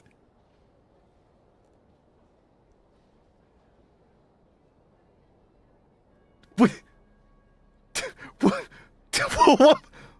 What is that? What? Does it happen again? What? Our reporter was live on the scene to get the audience's reaction as it all unfolded. Who do you support? She's gotta be drunk. I think Child raised some issues that need addressing. The people have spoken. Child received raucous applause from the crowd as he pushed Regrator onto his back foot with a relentless barrage of questions. It had to be seen to be believed. Now you see why they don't have a sales permit. However this reporter wants to spin things, I haven't forgotten that Tartaglia was representing the Northland Bank when we first met in Liyue. Oh yeah, true. So, surely their relationship can't always have been this strained. You two are getting off topic. Let's focus on what the data is saying. Mr. Pantalone, may I speak on your behalf? Oh, please do. I'm more than happy to save my breath. Crystal distribution policy undergoes modifications with each new period. The ultimate goal being to find the most reasonable method of allocation, which I believe is what Mr. Tartaglia also seeks. But I fear many may have been misled on this topic by extremist activists. To clarify, Project SNEZHNAYA is not the root cause of the problem. It is merely a framework for resource distribution. What? The most recent reports all point to SNEZHNAYA's resilience and adaptability during this period of fine-tuning, and give clear indications that a distribution framework is improving with each iteration. Okay, that makes more sense. To make drastic adjustments without first considering the risks would likely do more harm than good. It would be a waste of the hard-won experience we've gained to date. Okay, that actually makes sense. Renowned scholar of finance, Arapov spoke up to clarify the fiscal logic, clearly alluding to social organizations like the Rokot in his words. With the notorious Lelek still active to this day, should the Rokot be held responsible? No, there is someone else to blame. Why is she using a telescope? And who is Lelek? She's just rephrasing what Mr. Pantalone said.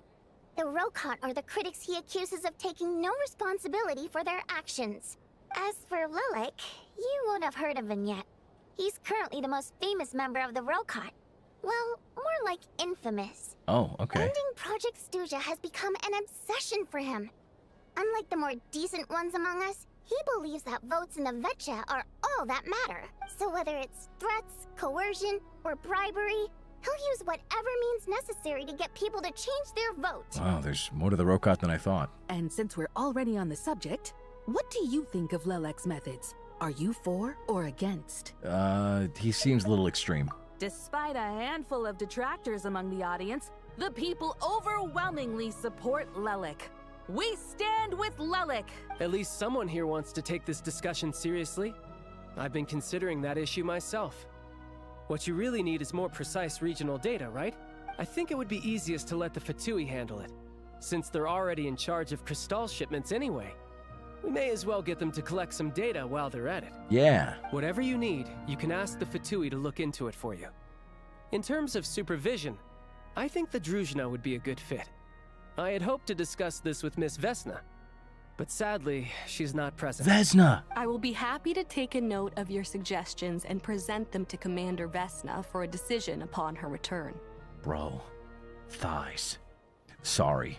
The Commander has always taken a keen interest in Project SNEZHNAYA.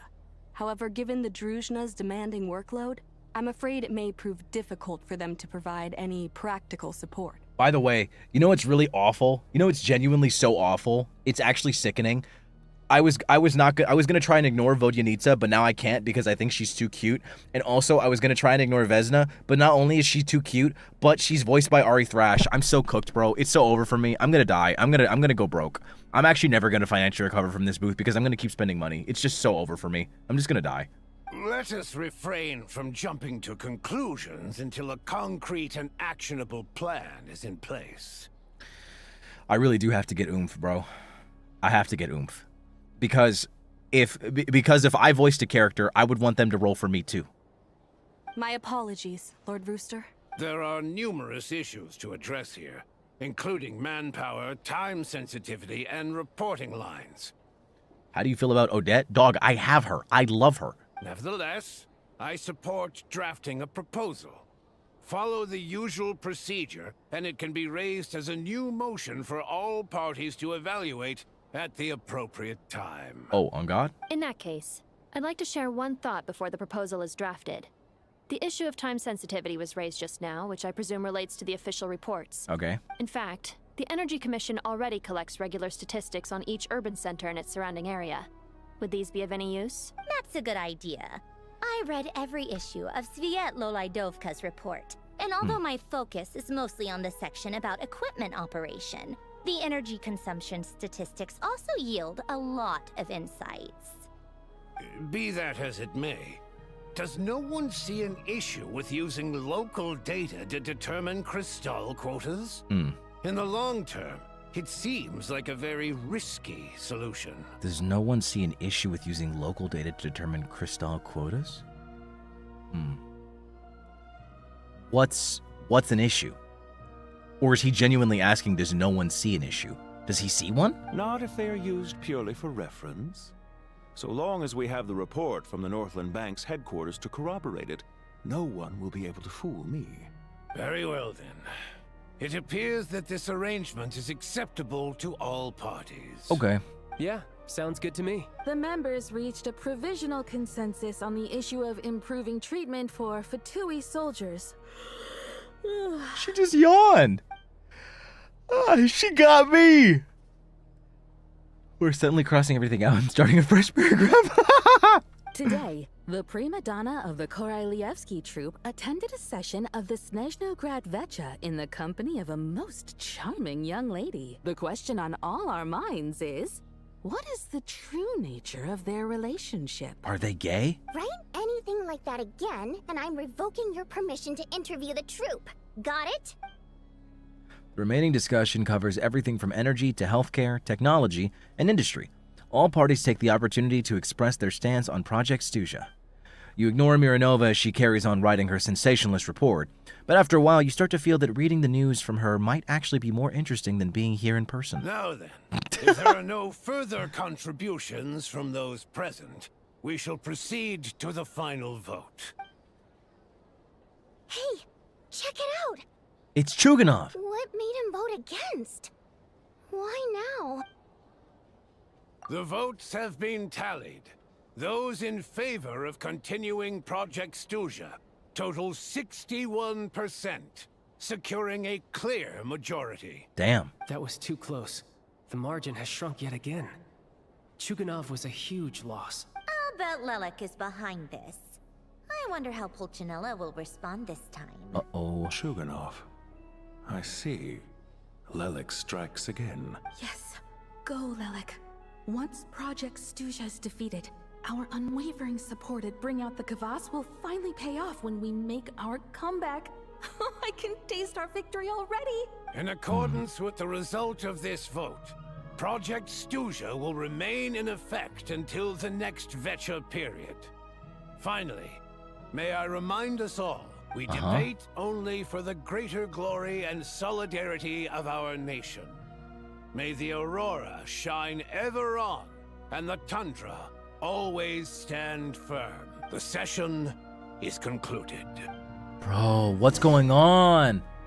Okay, well, I mean, no surprise there. Why would it be canceled all of a sudden? We just got here. I have to say, I really wasn't expecting Chuganov to vote against Project SNEZHNAYA. What's so strange about that? Well, in principle, SNEZHNAYA's business and political elites ought to be the ones least likely to oppose it. Okay. As we heard, Project SNEZHNAYA is basically just a resource distribution framework that requires everyone to cut back during the winter. Okay. But even if the policy got cancelled, the Tsaritsa's energy needs wouldn't suddenly go down. The extra demand from the public would have to be filled from somewhere. So logically, the factories would have to take the hit. Oh, I see. This explains a lot. I got a letter from Mr. Mitya just before today's session. He said he's confirmed that there are issues around overtime and excessive energy consumption at the Iskra manufacturing plant. Oh. So basically Project SNEZHNAYA is actually directly inconveniencing him.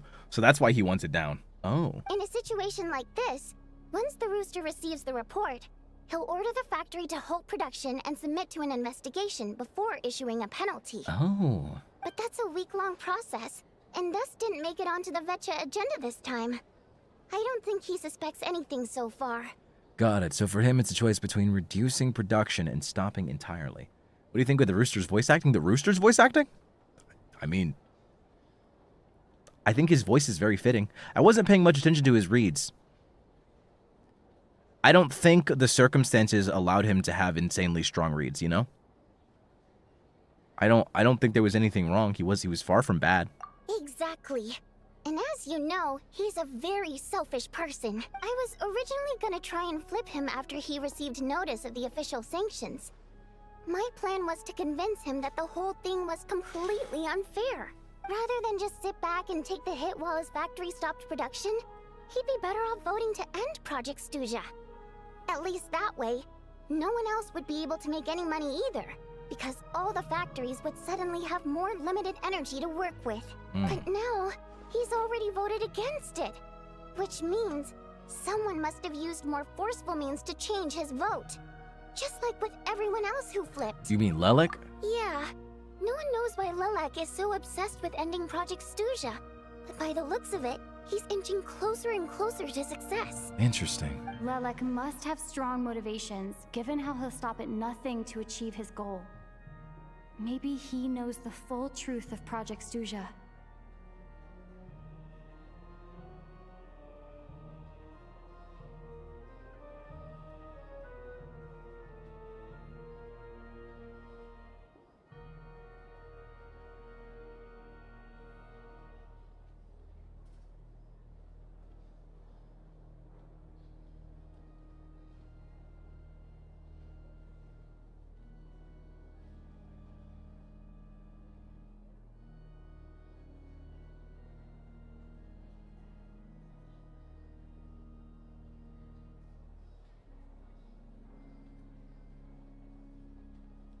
Okay.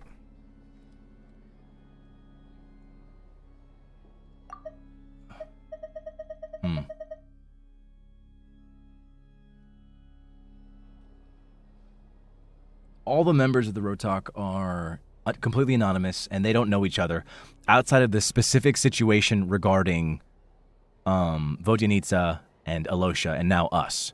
So technically, there could be members of the Rotok anywhere, or the Rokot anywhere, and we don't know who they are because everyone's anonymous, and none of the members are supposed to know each other. They are aware that the other members exist, but they don't know who the person is behind their title that they provide in their application. So, in that case, I'm thinking Lelek is someone that we know. 100%. Like, full stop. So, I'm thinking it's either Mitya. I don't think it's Mitya, though, because he's constantly being looked at by Valerie. Low-key, I wouldn't be shocked if Lelek was Tartaglia. That actually wouldn't be too surprising. Because the fact that it's, like, bribery and, like, coercion, like, I'm thinking of, like, who the only person is that would be capable of doing all that. Not only does Tartaglia have, like, the words and the sway for it, but he has the strength to pull something off like that.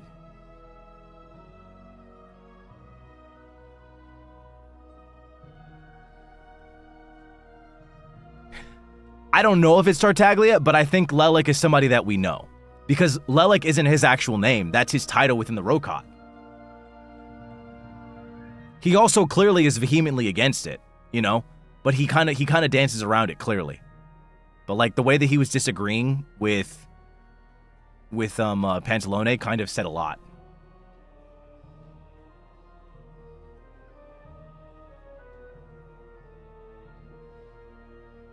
But it may not be Tartaglia. It could be somebody else. I'm just thinking it's somebody we know. Maybe my next step should be to focus on him. Oh, right. What are your plans for the rest of the day? Shall we head out? Hey, comrade. I noticed you were here during the debate. Hey. I didn't take you for a political enthusiast. Greetings, Harbingers. I just happened to have some free time today, and my new friend here thought it might be fun to check out the Vetcha.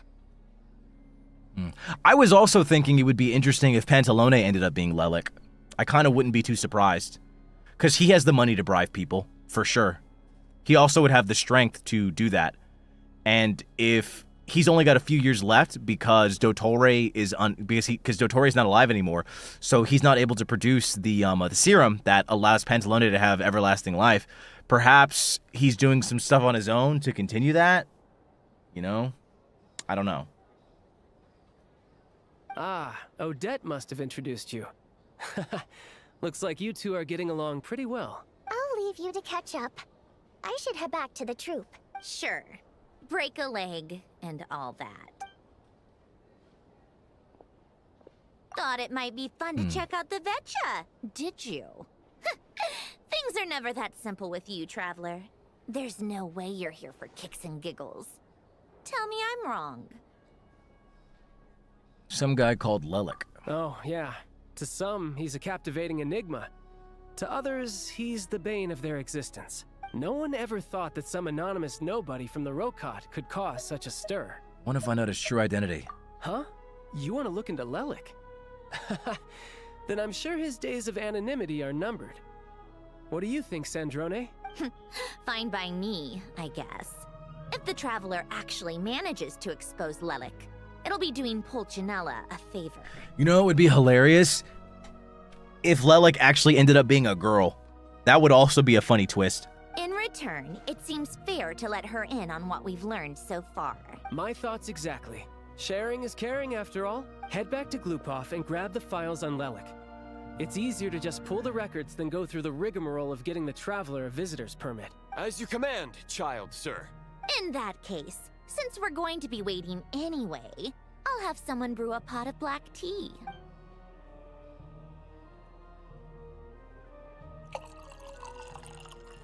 One common thread among the many incidents Lelik has been involved in is that the victims are all too scared to share any real information about him.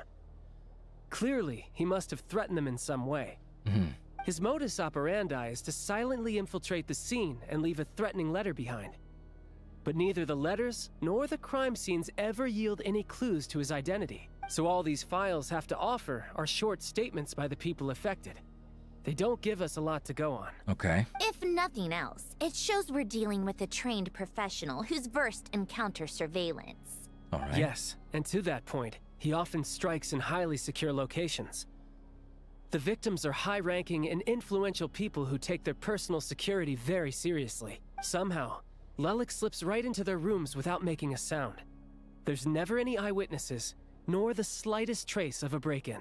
If he can get in and out undetected, it means he can strike without warning. Not that that's ever happened so far, but the thought is enough to scare these people sleepless. I see. It's hard to believe that a human being could pull this off flawlessly every time. So they switched the focus of the investigation to Faye. Unfortunately, no one's found anything yet. Are you saying even you couldn't pull it off? Careful. Don't underestimate me. Although truth be told, I'd probably find it hard not to blow my cover. Direct confrontation is more my style. We haven't ruled out the possibility of Lelik being human. It's just, there can only be a handful of people in all of Teyvat who'd fit the profile. Faye, on the other hand, plenty would have the ability, but few would have the motive. So someone as strong as Tartaglia, even more meticulous. No, not as strong as me. You'll never find the culprit with criteria like that. Let's go with a little weaker than me. Skirk? There's no denying that Master is strong, but meticulous? We can only hope. Yeah, thank you so much for the gifted Memby. She's just trying to find a reference point. Stop getting fixated on who's stronger than who. But that's the most important thing. In my opinion, anyway. Of course it is. How about Odette as a reference point? She's someone we all know and I've seen her in action. Odette? Yeah, that seems about right. Her skills are solid, and she's always calm under pressure. I was gonna say potentially Odette because she's the only other like female character that we know that's strong. The problem is I don't know enough about her to know what kind of motive she would have. You know? Like she was interacting with the kids in that one scene when we talked to her, but beyond that, I don't know much about her. So it's hard for me to be like, oh yeah, it's definitely, you know, Odette. Except she's Fatui, so the likelihood of her working that's the other against us thing. is pretty low. But yeah, much more accurate than your previous example at least. No, wait a moment. Maybe we should interrogate that assumption. What do you mean? Which assumption? Her Fatui identity doesn't necessarily exonerate her. That's true. And when you think about it, the Rokot would be precisely what she needs to conceal her identity. That's true as well. Plus, she wouldn't need to be such a pro at covering her tracks. She'd already know where the Fatui will be and when. So she could choose the perfect time to act. Oh shit, wait, was I right? I mean, I didn't technically say it was Odette, but I did say like, what if Lelik was like, is like a guy? Oh, yikes. Or a girl. I was just thinking out loud. Why is this starting to sound like such a convincing theory? Still, what reason could Odette possibly have for trying to call off Project SNEZHNAYA? I'm curious too. Like, I don't know. I'm trying to remember our interactions with her, and I'm like, literally, it was just the awkwardness involving like Rosalind's death, but like beyond that, yeah, I don't know. Arlecchino would be the best person to ask. She knows Odette best. Unfortunately, she isn't back yet. Arlecchino? Rosaline used to open up to her in private about her struggles with Odette. As I'm sure you can imagine, Arlecchino is quite a lot better with children than Rosaline was. Yeah. She gave her some tips on how to handle the situation, and Rosaline managed to reach a settlement with Odette before leaving. So I suppose there were at least no lifelong regrets left behind. Beyond that, I don't know the details about that side of things. But I do know that Odette definitely has a motive to hold a grudge against Project SNEZHNAYA. Oh? The reason being, her father passed away during the early stages of the project. Oh. That was back before it had been named Project SNEZHNAYA, when things were still being worked out. But in essence, it's remained the same ever since. What the hell happened? Huh. The more you know. Rosaline was always so self-centered. I never understood why she started paying so much attention to Odette. Even you didn't know about this? Is that such a surprise? If you cast your mind back, you may remember that Rosaline and I weren't exactly close. We had tea together a few times, but that was about it. Are you close with any of the Fatui?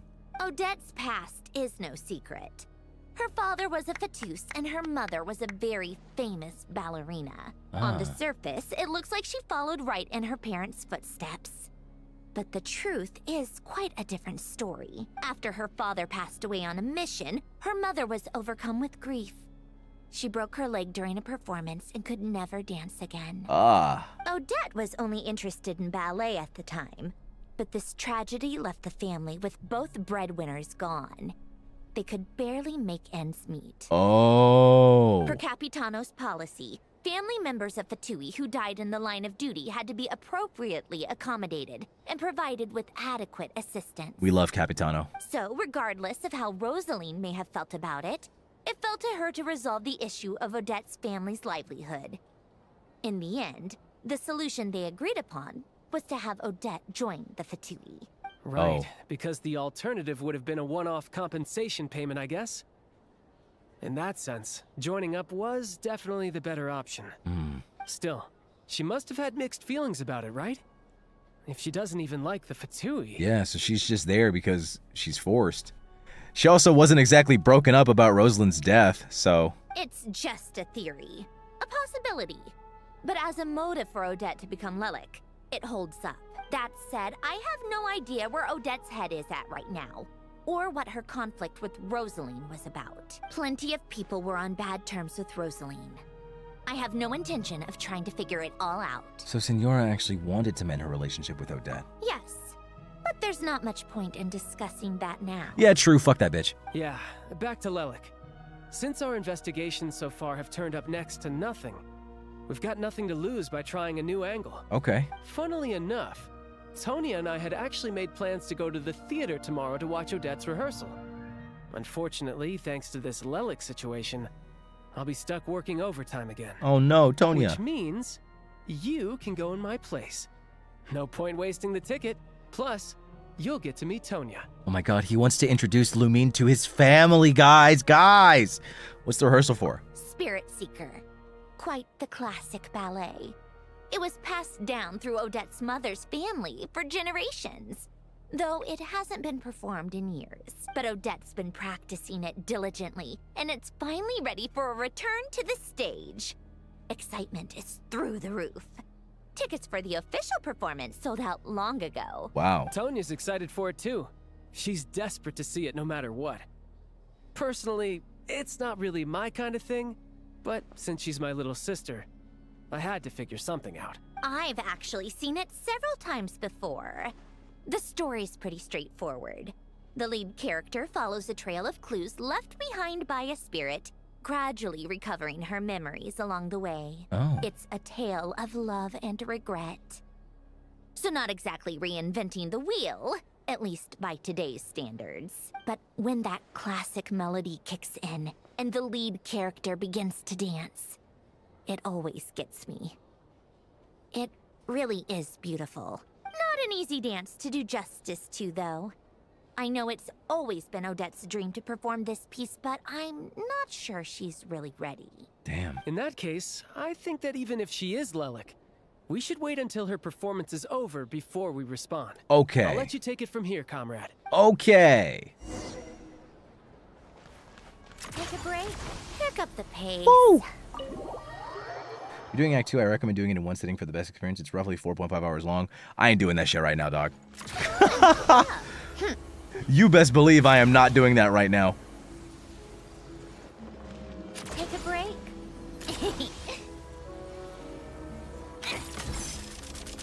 Come on, keep up.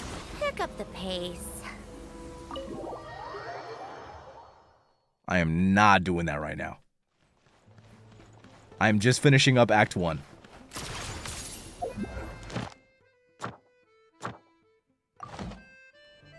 No, I appreciate it. And yeah, that's what everyone else has been saying. They've been saying do it in one sitting. That's pretty much everyone's sentiment, because they said Act 2 is peak. It's good that everything's going so smoothly.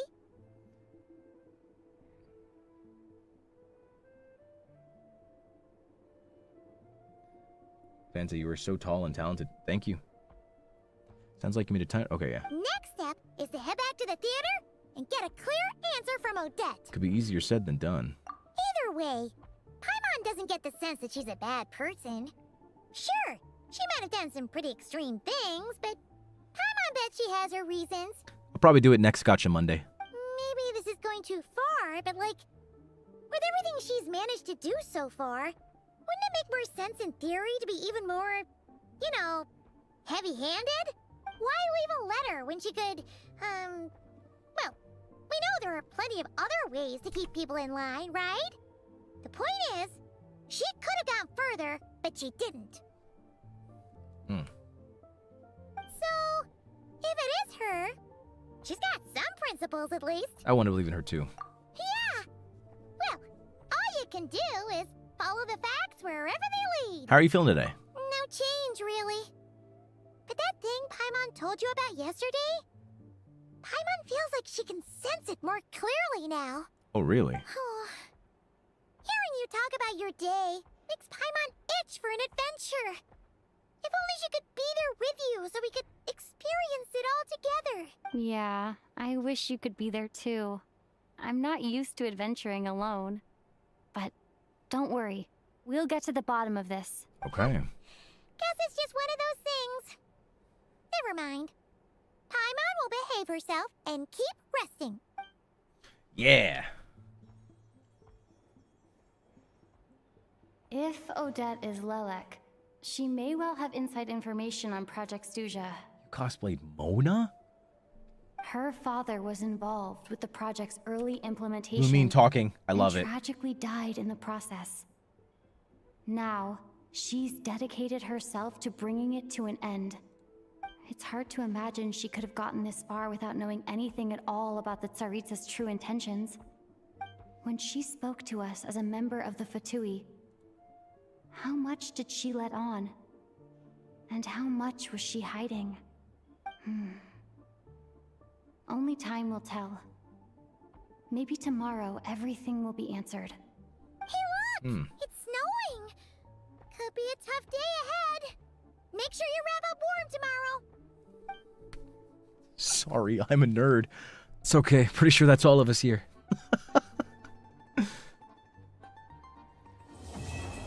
Oh, wait, we're done? Oh, damn. Okay. Somehow I wasn't expecting that. Goated.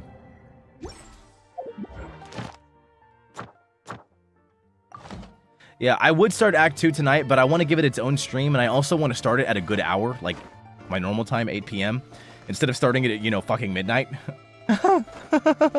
I didn't expect to finish so quickly. I thought I'd be done at least 1. Yippee! Do not go to the theater. All right, well, that's fine. I wasn't planning on going there anyways. Act 2 is perfect to be played at 2 a.m. Yeah, I'll probably do it next week on Monday. Hopefully I'm free Monday. If not, then I'm going to do it sometime next week. The soonest I can do it. Take a break. But I do want to do Act 2 all in one sitting.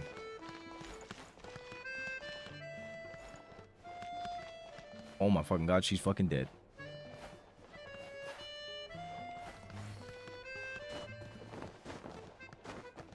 This is great so far. I'm really excited. Is evening without lights? Huh. God, thank you so much for 36 months of membership. That is 3 years. Oh my god. Each world quest in SNEZHNAYA is only an hour, by the way. Really? Huh. Come on, keep up. I guess we just started, so. What the hell? How do you even get up here? Oh, I guess there's a door. Okay. Character building for the rest of the stream. I was going to stream something else after this, but do I even have the means to character build right now?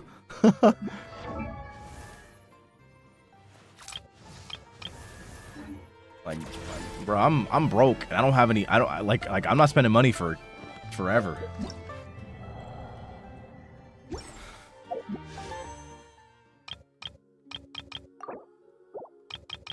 Five-star. Ready? 5-star. 5-star. 5-star. Wait, what?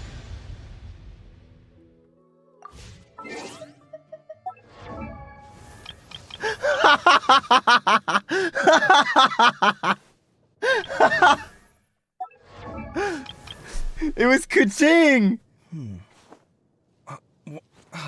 Where's my key? What?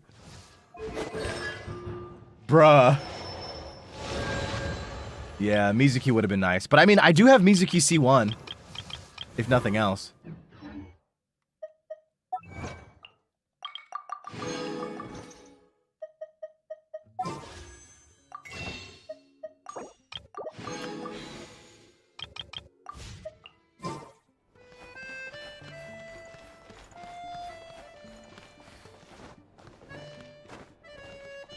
Get her C2 in the constellation event. But I need C1 Yaemiko. You're guaranteed next banner? No, I'm not.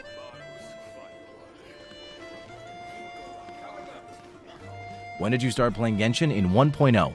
This account only started playing in 2023, though. My original account is like Dej. Is like super Dej. But yeah, I don't think I'm guaranteed next banner, because that was standard banner. Unless standard banner is connected. I don't think it is, though, right? Yes, the account with child. What is it? My 1.0 account has a Ganyu team, has an Ito. I have the full Ito team. I also have a decent child team. Like I had a lot. Like I had a really strong Ito, dude. My Ito was C2 with weapon.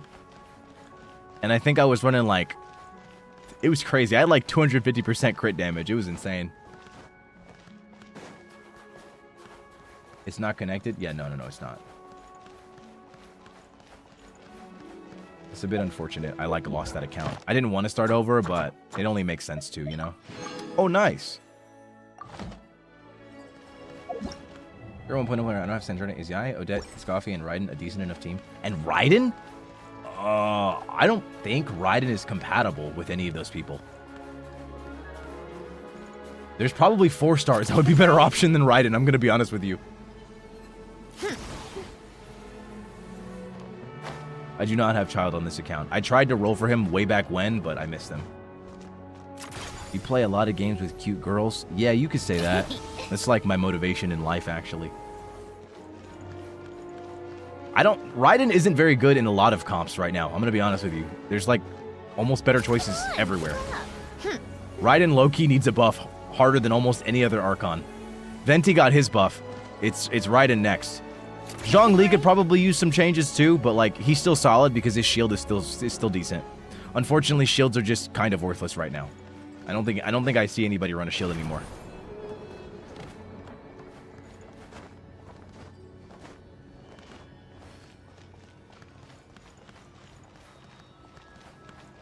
She has 300% ER and R1 signature. I don't know if that means anything. I'm going to be honest with you. Because it's not necessarily about her strength as an individual. It's more about what she does for the team, you know? from what I understand, I don't think her skill is compatible with Sandrone. Correct me if I'm wrong. Can anyone verify? Because Sandrone, her skill is this. She does like the charge blast, you know? She does this.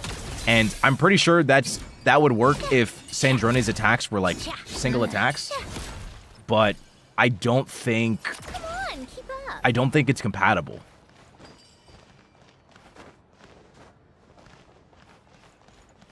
Unless it does, because technically it is a charge attack. Like I don't know if it's does it still trigger? Is it like Nouvelette's charge attack, where Raiden's is compatible with it? It is compatible. It's just worse application than your alternatives. Okay, makes sense. Also, yeah, she doesn't benefit from stellar reactions. Fischl is good for Sandrone. Okay. Or Yayamiko. I mean, if you have Yayamiko, don't you already have enough off-field like electro application? Honestly, you probably don't need anybody else, right? If you've got Yayamiko. Correct me if I'm wrong. I very well might be wrong. I have Fischl, but she's not built as well as my Raiden. You don't really need to build. Call me crazy. I don't think you need. Your Fischl doesn't need to be very strong. Because you don't need Fischl for damage. Fischl's there for electro application. Yeah. Like, that's how it is for a lot of characters. If a character functions fully as a support, then you can just slap ER artifacts on them, and then just make sure they're popping their skill, and then generating energy for, like, the other characters.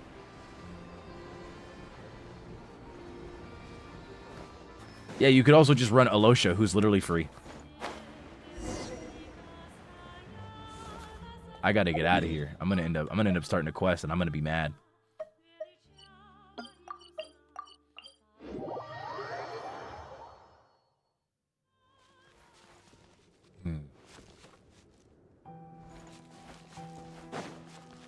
IDK.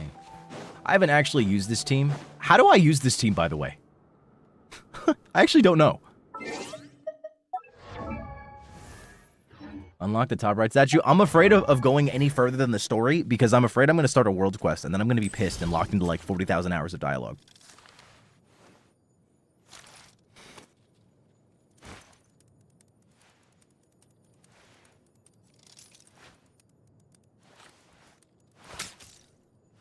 Damn.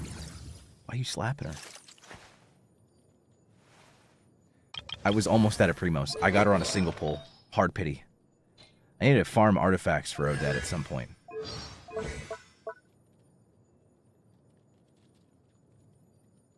Travel isn't your best pick in that team. Her cryo application doesn't work off field in Stellarborn, sadly. Ah. Whatever, I can just use Alosha or Escoffier, IDK. Staging is available to farm artifacts? Oh, I'll have to do that. I'll just get Odette to 70 to unlock her other talent. That new female Fox Fae model? No? Emerge right now. So far, this is all I've been doing for this team. I literally just do this. And then I pop this. I do the thing, and then I do that. That's it. What a joke. Take a break. Right here, right now. That's it. Come on, keep going. Shadow me. Pirouette. I know you're not supposed to use her ult, though, but I think it's pretty.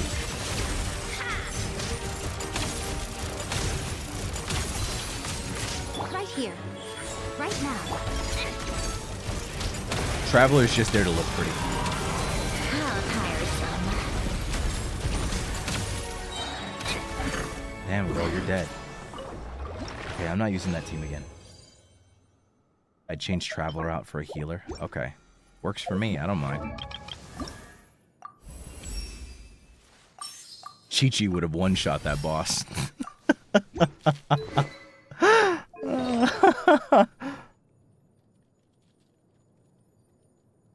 Then when you do use her ult, make sure to use her ult first before her skill.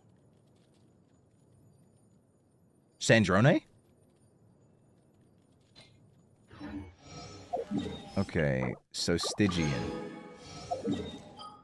That's in Liyue, right? Liyue.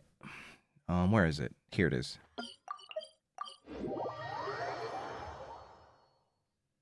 Odette's. Use her ult before her skill? Okay. Okay, so how do I farm artifacts again? Reward settings? Is it over here? Ah. Wait, can I farm Odette's artifacts?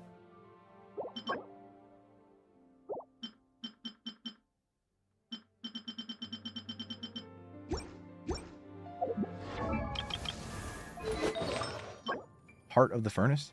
You need to unlock the domain first. Ah. Where the hell is the domain? Bruh. Is this one? Ah, it is this one.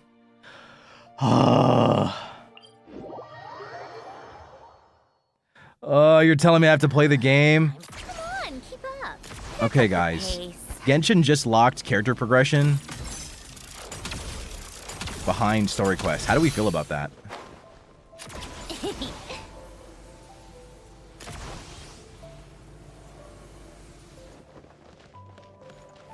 How tiresome. Pick up the pace. You know about that meme? Dog, I know about more memes than you think. I know I think I'm more active than you think. I just don't ever tweet or talk to people because everybody's annoying. I know about more than you think. Like, I know about that one motherfucker that tweeted, I don't think Alice should be playable. I think it's strange to make her a playable character because she's a mother. Huh? Pick up the pace.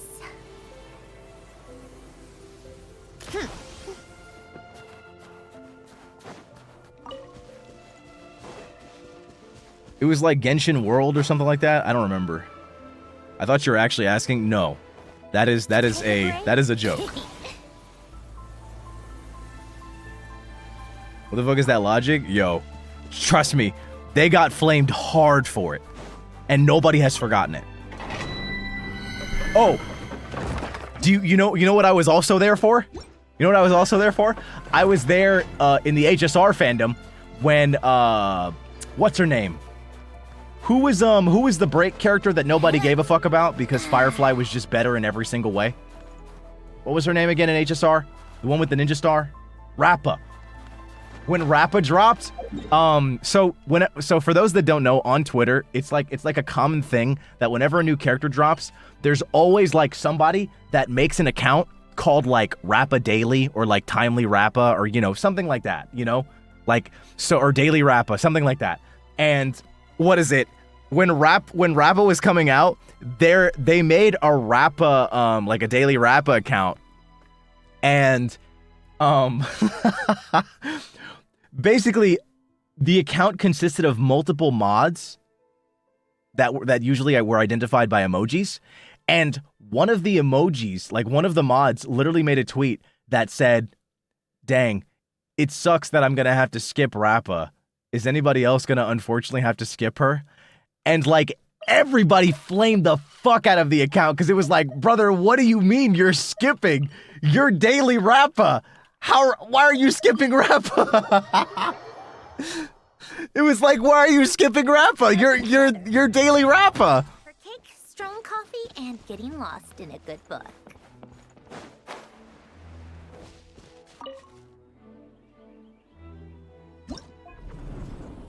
And then Rappa didn't proceed to get a rerun for like 37 years.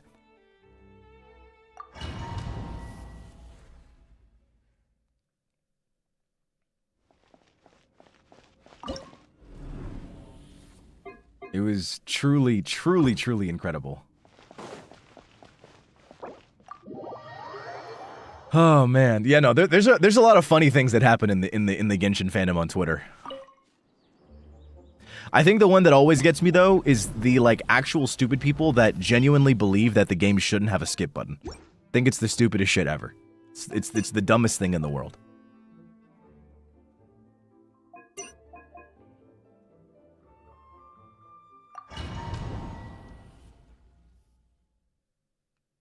You know, I don't interact with anyone because I think everyone's kind of stupid. Like, if we're being so honest, I think everyone's kind of dumb. Like, for real, on God, respectfully. There are some dumb motherfuckers on the internet. It's crazy, dog. You want to do it on hard?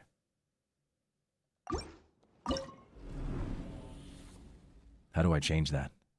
Is it on hard? Yeah, no. Genuinely, the stupidest thing are the people that believe that the game shouldn't have a skip button because they see brain dead takes or just completely incorrect information about the game being spread, like because people just don't know the lore, and then they go, this is why Genshin doesn't need a skip button, and it's like, you dumb motherfucker. Genshin already doesn't have a skip button, and people are still getting things wrong. So why would having a skip button change anything?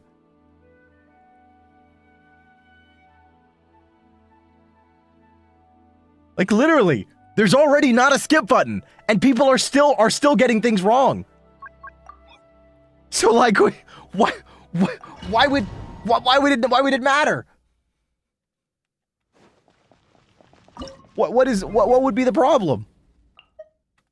What is actually the issue? Like, there are people that are just starting the game now.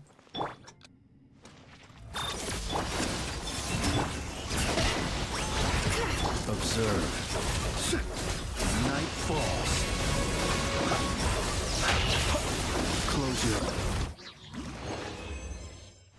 At the end of the day, people should be able to interact with content in whatever way that they want.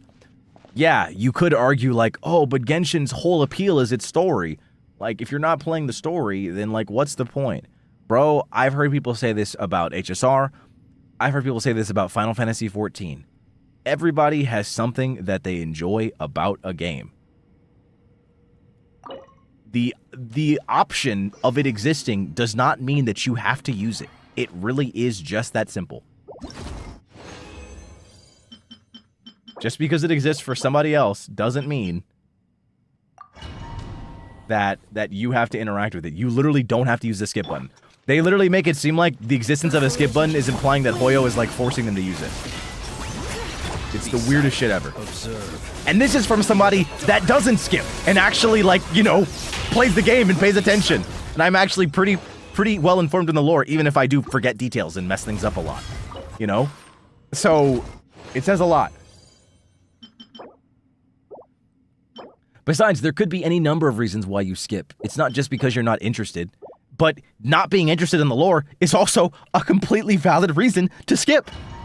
If you don't care about the story and you just enjoy the gameplay, or you just enjoy looking at the characters, or you enjoy the content, you can enjoy almost anything else. It doesn't matter. The point is that this is how you're interacting with the game and you're playing it.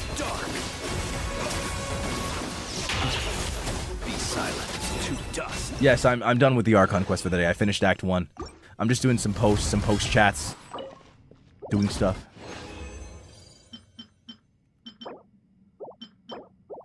You know, there's so much stuff going on in the story, genuinely. Like, literally, you guys have seen me do the story in front of you, and I've, like, actively paid attention, and I still forget important details. That's what I'm saying. People will have multiple accounts. Like, in my case, I would have loved to have been able to skip, like, all the way through to, you know, to Sumeru when I really needed it. But there's no skip button. So I had to, like, sit and just ruminate slowly, even though I knew all the story from Mondstadt all the way through the chasm. So I had to just sit and skip and just tap the button because there's no skip button.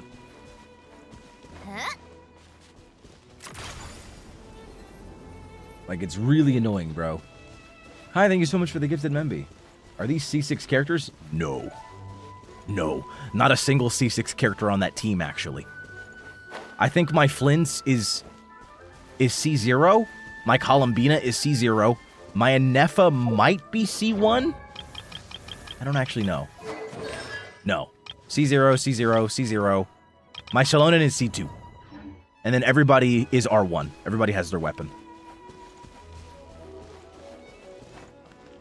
How do you find Act 1 SNEZHNAYA, though? How do you find it? What is it? Go to Nasha Town. Literally just go to Nodcry and go to Nasha Town. If you finished up the quest, there should be a quest that takes you there. If you're not caught up, I have no idea. You probably have to like go here, press L2 to go to the quest overview, go to the travel log, and then just go to SNEZHNAYA and then click on it.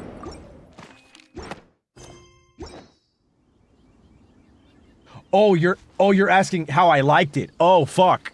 Oh yeah, that shit was fire. Come on, keep up. I thought that you were asking me where to find it. I'm like, bro. Yeah, no, that shit was great. That shit was great.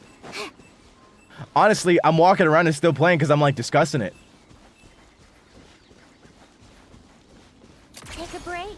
Like, how did you find it? I'm like, bro, play the game? Dude.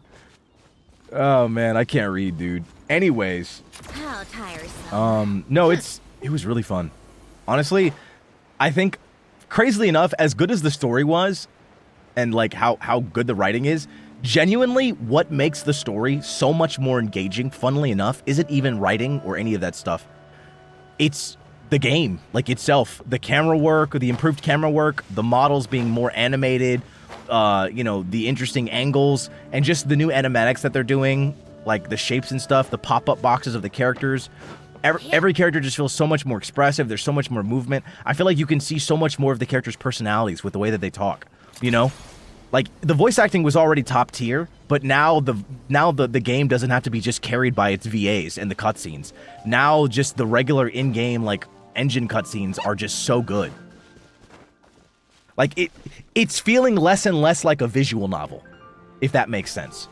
I feel like that's what makes the game, like, very difficult to get through sometimes, because you are just kind of sitting there looking at people sit and talk, or stand and talk, with the occasional, like, hand movement. Or they're just standing there with no mouth movements to actually mimic what they're saying, or to even give the idea that they're saying anything. If the anime gets released, will you be watching it with members? I don't know.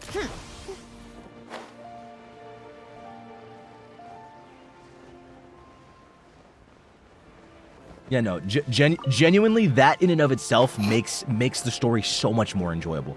I found myself far more engaged than I was in previous ones. I won't lie, I feel like that's the reason why HSR, I would find myself just going to sleep, you know? When you see these voice actors, like, at the top of their game going crazy, you know, it's just like, oh my god. But then the characters are just like, you know? Like, they look like VTubers, honestly. If we're being real, they look like VTubers. They're just standing there.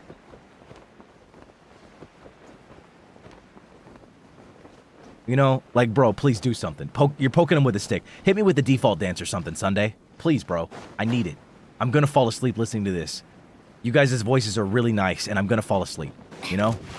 But genuinely, everything is so much more engaging. It's so great. It's so great.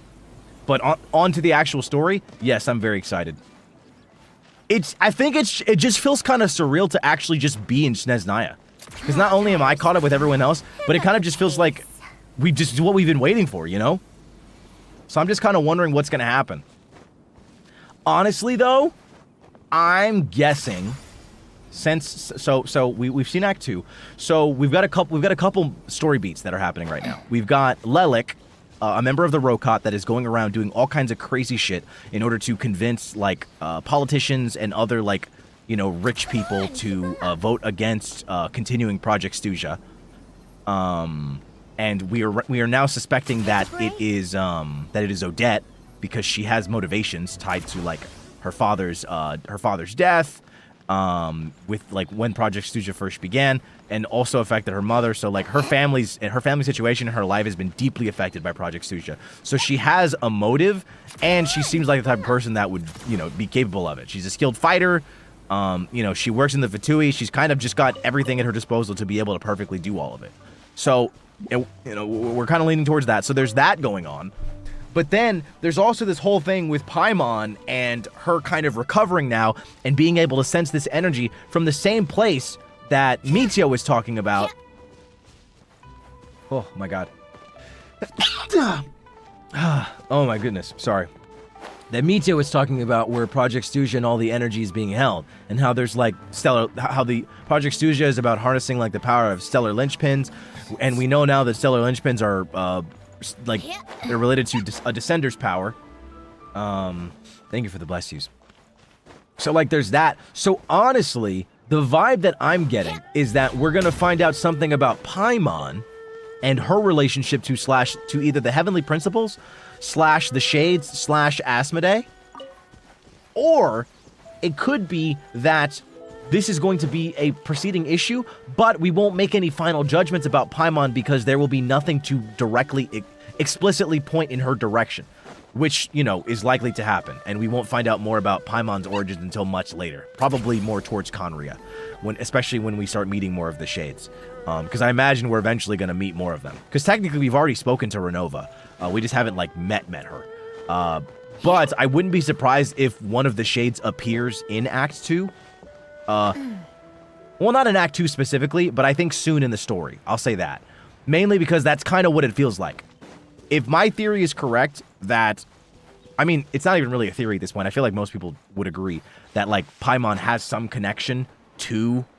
that Paimon has some connection to the Heavenly Principles / the Shades, is potentially a sundered version / reflection of Asmodee or something like that.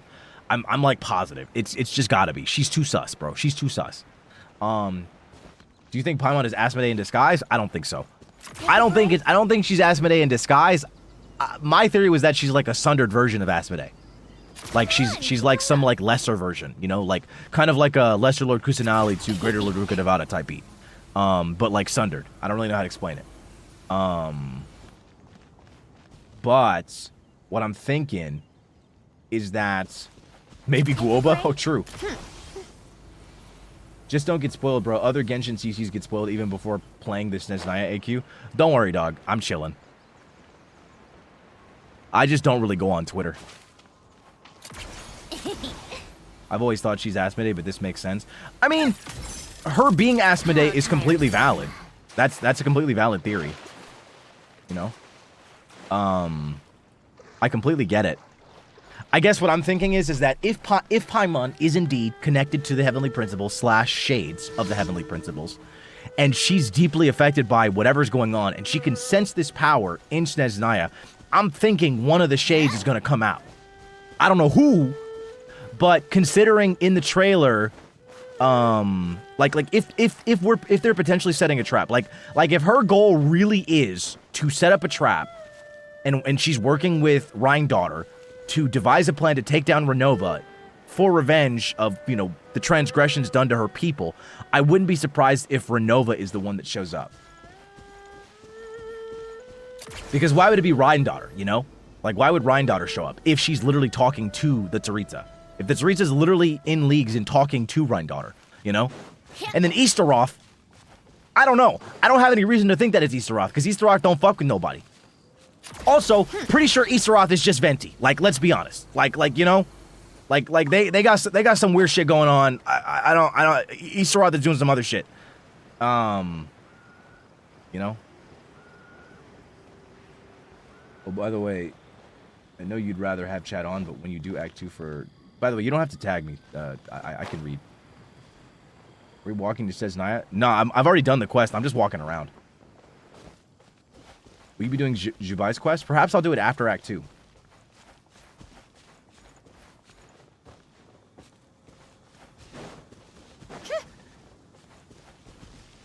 You'd rather have chat on... So you're suggesting I have it off? Like I just turn off chat? I mean, that I could do that. Especially if it's such an important part. Like, I feel like it was kind of difficult not to get spoiled before, but, you know, now I feel like, you know, I'm balling. Have emote only on? Is there an emote only mode on YouTube chat?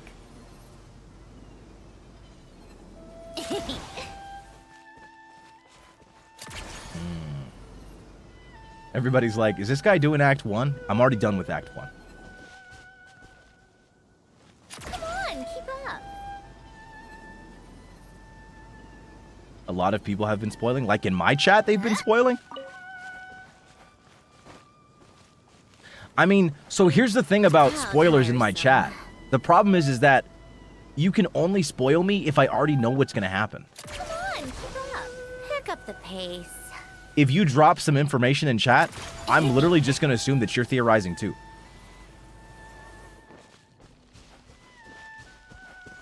Because, like, genuinely, what would be the point in coming into my chat and just telling me what's gonna happen? I just, you know, it just feels really silly. Because not only is that the swiftest ban ever, you know, so you'll never come in my chat again, but, like, I'm gonna make fun of you because, like, that's some loser shit. Like, what loser does that?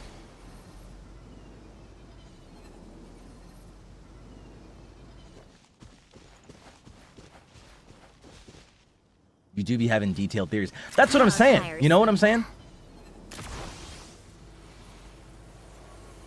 Pick up the pace.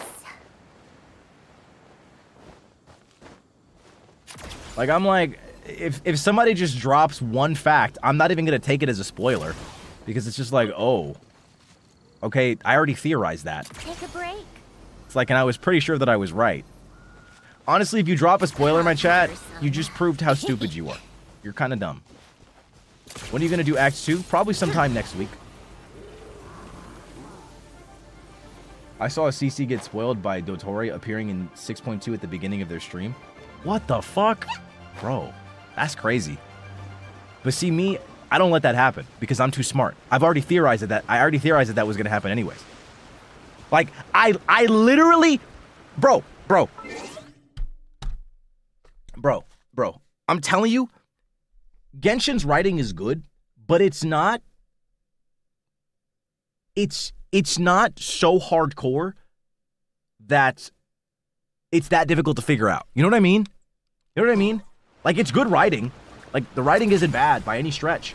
But, like, it's not hard. Because it's good. That's what makes it not difficult to predict, unfortunately. Good writing has the benefit of, like, rewarding people that pay attention. If the writing's good, to those that pay attention, you just know things. It's easy. You know? Yeah, I don't think it's a bad thing. I think being predictable, to a degree, to some degree, is a good thing. Not always, especially if it's like a mystery story. But you know, that's beside the point. But basically, if you have any semblance of like what good writing is, or know what Chekhov's gun is, or all that stuff, again, good writing rewards those that pay attention. So like, it's not difficult. You know what I'm saying? So like, when we're at the beginning of Fontaine, and then Child mentions, oh, I've been looking for my master, Skirk. You know, he mentions that. Like, why would bro mention that? Okay, great. You just confirmed that Skirk's gonna show up in Fontaine. You literally just told me that. At some point, we're gonna see Skirk. That's literally what you told me.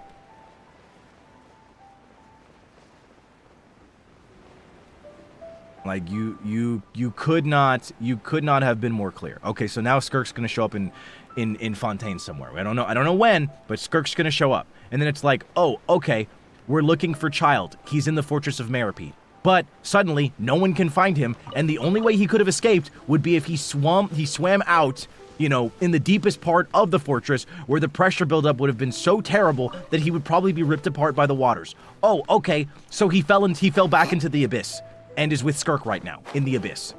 You know, or somewhere. He's not here, though. He teleported out some way. He was pulled into another zone by Skirk. Like, literally, I'm telling you, like, you just hear stuff like that, and it's like, oh, okay, it's obvious.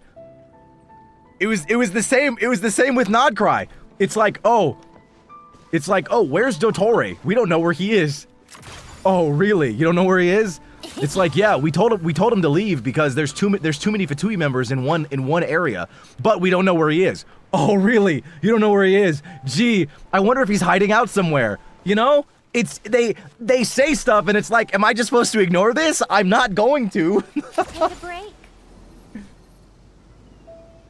Like, I'm like, okay, clearly, you're. So they mention in Nodcry that Dottore, we don't know where he is. He was in Nodcry because he was fucking with the moon, and now we don't know where he is.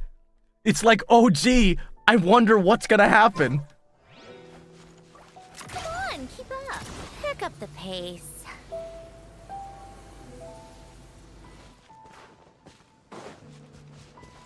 That's what I'm saying. You don't need spoilers when the story has good writing and you have a brain.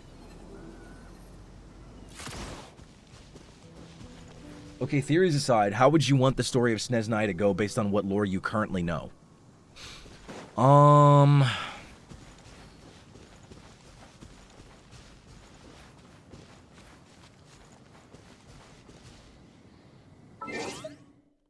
Okay, so there's a few things. A lot of the story is going to revolve around the heavenly principles, mainly the shades. So obviously death's going to play a huge part because people are theorizing that the Tsaritsa is going to work with Nibirius/Rhine-Daughter to, you know, potentially infuse her weapon with life, like the power of life, and take down death. So I'm thinking, I don't know if there's a way that I want the story to go per se, because I don't really have like a full view of the end. I can't really predict how it's going to end. But I mean, I guess there are a couple like knots that the story has that there are a couple loose ends that the story could tie by the end that I can think of. First of all, finding out what Paimon is. I'm really thinking Paimon is like, okay, so like here's something. Now this is super random. I just thought of something else. So first I said Paimon could be a sundered version of Asmodee. That's why she's like, she kind of looks like Asmodee. You know, she's got a bunch of things that relate to the heavenly principles in her look. And everything about her origins is just super duper sus. You know? So I'm thinking maybe Istaroth fucks with time somehow. Because there's a lot of issues with time going on that result in us talking to, you know, our sibling. And that result in a lot of crazy shit happening. So I'm low-key thinking Istaroth is kind of on our side to a degree. Whether they know it or not. Especially if Istaroth is, you know, intrinsically linked to Venti in some kind of way. Like, Venti might know way more than we think, than he leads on. I would not be surprised if that was the case. Venti may know way more than he leads on. So there's that. So here's what I'm thinking. Now this is gonna be super random. I'm pulling this out of fucking nowhere. This is coming straight out of my ass. Has anybody played Sonic Unleashed?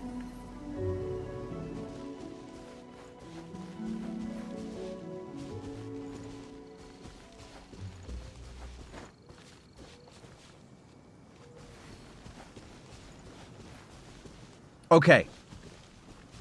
In Sonic Unleashed, I played the game forever ago, so I don't remember the exact story. But at the beginning of Sonic Unleashed, Sonic gets infused with like Gaia whatever energy, like Dark Gaia energy. And Dark Gaia energy is like all fucking with the world, and that's like kind of like the main enemy of the game. And it's also the reason why Sonic can turn into a fucking werehog. You know. However, at the beginning of the game, we meet Chip, who is our little flying buddy, who has no memory of what he was before. No memory of what he was before, but he helps us out throughout the game and is basically our little friend. And then by the end of the game, you basically find out that Chip, his real name is Light Gaia. You know? So he's like the inverse of the main antagonist, basically, of the entire game. So, what if that ends up being the case for Paimon? Paimon can either be a sundered version of Asmodee, or what if she's like a reflection?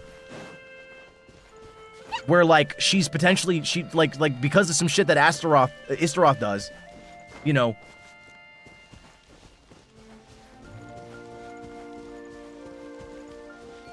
You know what I'm saying? Like what if Paimon is like a good version of Asmodee, like a reflection. You know what I mean? You know what I mean?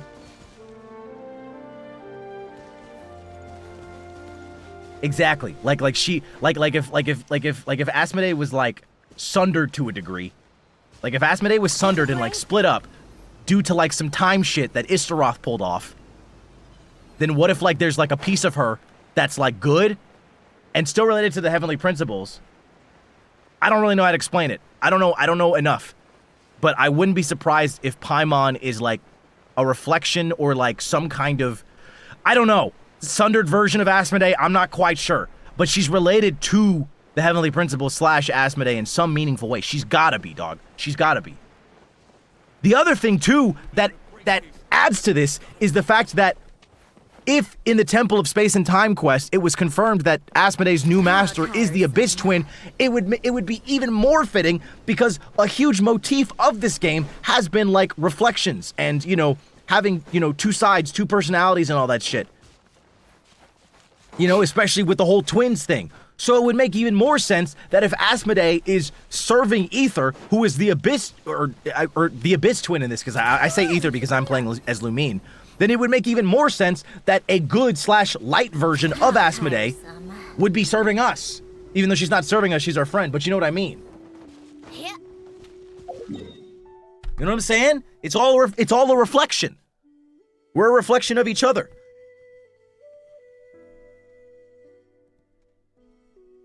We're a reflection of one another. So, we're gonna find out that Paimon is not the final boss, but rather a shade or reflection of Asmodee, and potentially the key, or at least highly related to us, you know, figuring all this shit out. I don't know exactly what we're going to figure out. Like, I really don't know what the end goal is gonna end up being. Like, are we gonna end up fighting the Heavenly Principles and taking them down? But the thing is that even though the Heavenly Principles kind of suck, I feel like what they do is kind of necessary to a degree, even if a lot of it does suck, you know? Like, literally, the only reason Renova did what she did was because the sinners colluded with the Abyss and did all that shit. It's like one of those equivalent exchange type beats, you know? They create balance. If something like some crazy shit can't just happen and it goes unchecked. There's got to be checks and balances that happens, you know, in the universe, especially on a universal scale. So technically what they do is kind of necessary. So I don't know if they're like the bad guys that need to be killed. We just fucking hate them because, you know, they're kind of annoying. But the other thing too is all the sinners. We're gonna meet all of them eventually. We already fought Rereer, but I don't know. Considering the fact that we can't really kill Rereer, like they kind of stated that it was impossible to kill him. He's just kind of stuck in that area. He's kind of stuck in that reverse time flow area. So he's stuck there. We're never gonna see Rereer again. But I think with Rereer's strength, considering how strong he was, and that was only like 5% of him or something like that, I don't think we have any chance of fighting any of the sinners. Like, I don't think we have any chance of beating them. Unless, like, Paimon will be the key to us getting, like, you know, the rest of our powers or something like that. Because if you consider that at the beginning of the game, when when Asmodee locked us up, the Sustainer of Heavenly Principles locked us up, and then, like, we show up, we don't got none of our powers anymore, and then we have to start bonding to all the elements. Like, what if Paimon is, like, the final key to unlocking the rest of our powers, you know?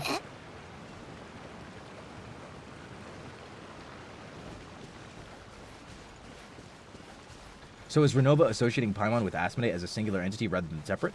I don't know. I don't know what Renova's doing.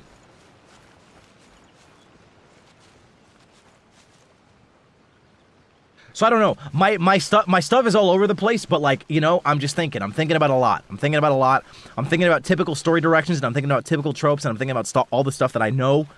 And I feel like it makes sense for Paimon to be like some kind of reverse, like inverse key.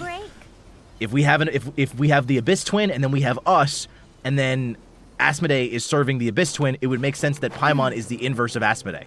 You know, either like a sundered version or like a reflection of her. I don't know how a reflection would have occurred, but it could potentially be related to, like, the time shit that's going on. Because again, we've met our twin before, you know, via time shit that's going on. And it seems like we're never in the same place at the same time. It's really weird.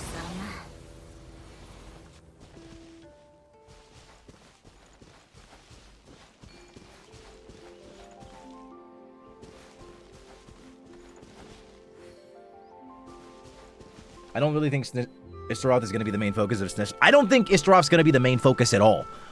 But I think we're going to find out more about Venti and Istaroth. Because think about it. The closer we get to the Shades and their whole shit, the more we're going to know about everything. The more we're going to know about all of it.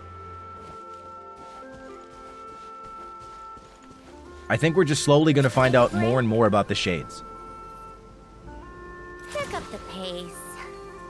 May I ask when you would do the new world quest? That's a great question. I really don't know. I really don't know. I really don't know. I don't know.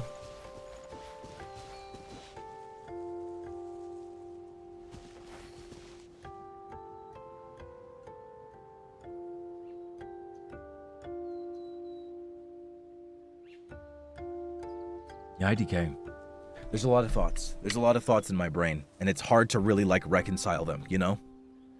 But also... It's about time we threw another tea party, don't you think? I wonder who else is free. If stellar linchpins are related to Descender stuff, Descenders are the only people that can stand up against the Shades.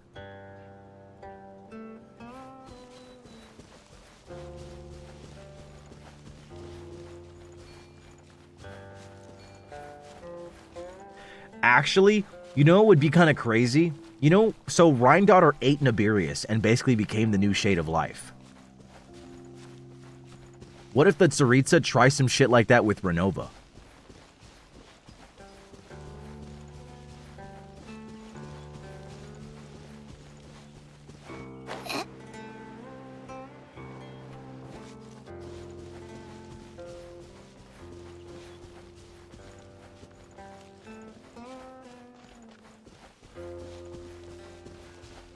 That kind of makes sense. It also would make even more sense why she's talking to Rhine-Daughter.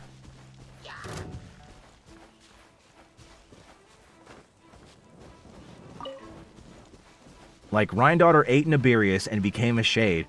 What if the Tsaritsa's whole end goal? Because she's gathering the Gnosises, which are made up of the remains of the third Descenders. And then she's using Project Stuja as resource management to support her gathering and harnessing the power of stellar linchpins. And we find out from Sandrone in the Yuri event that stellar linchpins are also related to the remains of a Descender. And Descenders, as we know, are the only ones probably actually capable of standing up to the Shades, because they are not bound by the laws of Tevat. And that's kind of most of where the Heavenly Principle's power lies in the first place.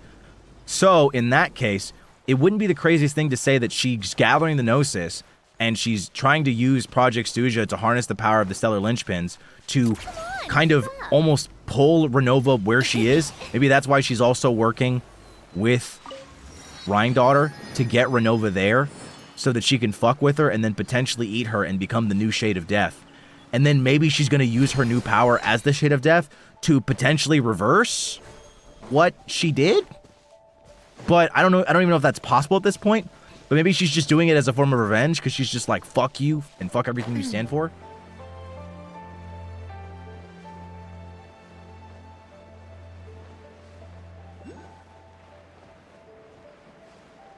The third Descender is also being theorized that he's her lover. Ooh. If that's the case, that might lend even more credence to her wanting to get revenge and just taking the place.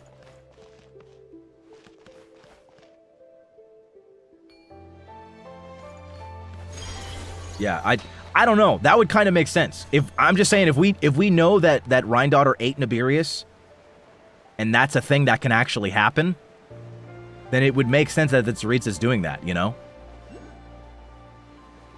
Like, she's like, you hurt my son, and you hurt my son's sons, and my daughter's daughters. You hurt everybody. You hurt everybody that was related to me. Isn't the Tsaritsa a Descender herself? I don't know. Wait, by the way, what you're saying is that we need to eat Paimon. Did you know they tried to create a Descender with the House of the Hearth? Did they? Read the Traveler's character details. It's 2 sentences long in their profile tab under Story. It's ominous as hell, but might show our end goal. Read the Traveler's character details.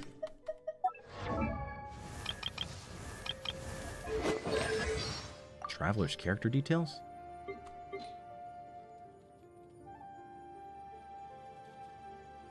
Wait, where?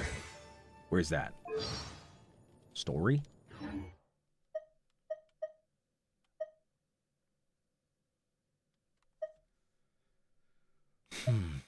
Is Faye? Oh, the Tsaritsa is Faye.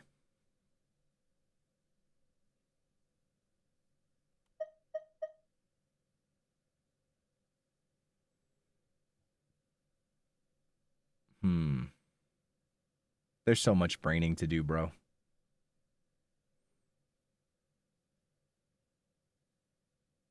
It's so fun.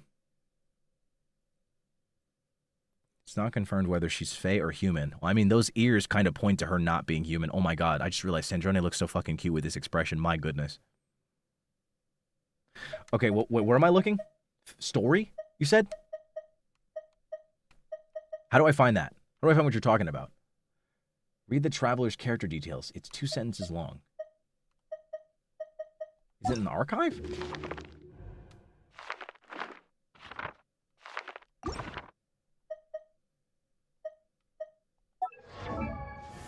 Traveler's character details?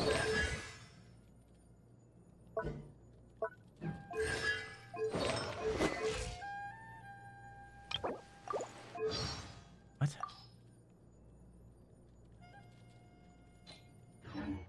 Press triangle in profile. Ah, the keeper is fading away, the creator has not yet come, but the world shall burn no more, for you shall ascend.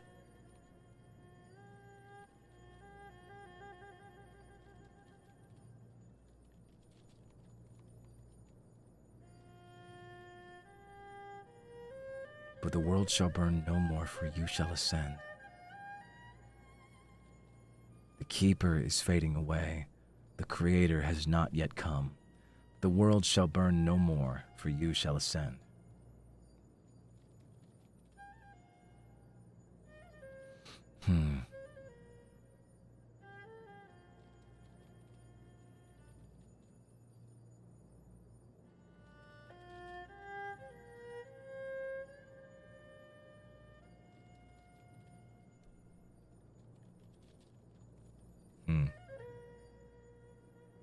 Yeah, Keepers makes me point towards HP as well. The creator has not yet come. But the world shall burn no more, for you shall ascend.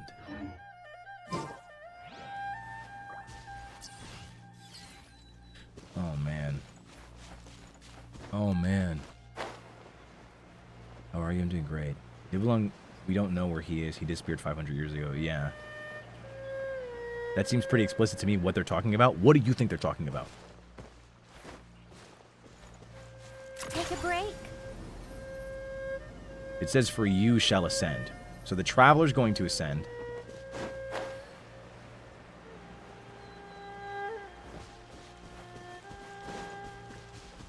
I thought Nibelung was just injured heavily during the War of Funerary Flame.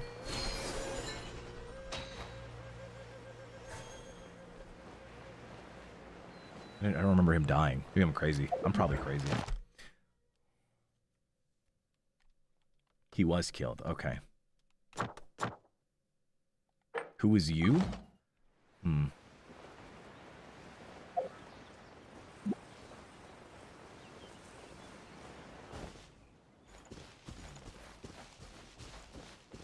When sister say he was destroyed. Oh, there's so much to think about, man. This game is so cool, dude. I love Genshin. I love this game, dude. Take a break. Yeah, I'm like, I feel crazy too. I'm like, I'm pretty sure they didn't say dead. They didn't say the word dead explicitly. They never said Dej. I don't remember ever hearing Dej.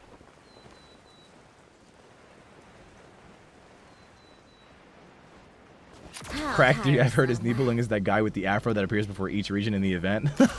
You mean that week-long event where he just gives us free shit? Would you ever try Wuwa? No. No, I don't need that in my life.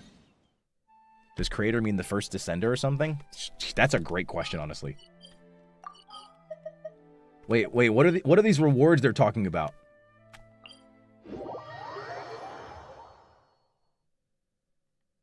Observe. I got rewards waiting for me? What are these rewards? God, Lumine is so fine, bro. What the heck, dude?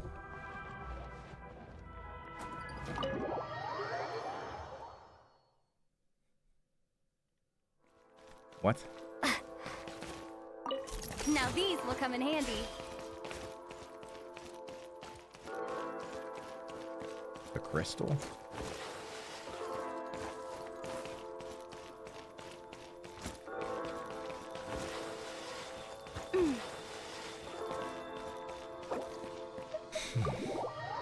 Having a shooting range in this game is crazy, bro.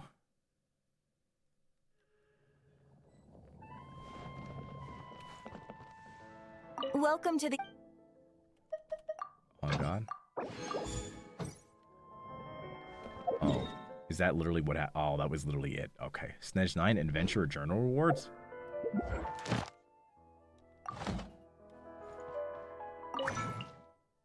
Alright. Well, check the Eye of Grey. Oh.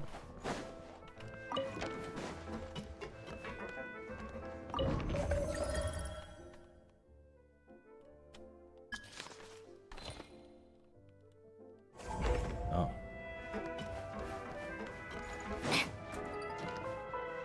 Top left corner below Paimon's icon? What?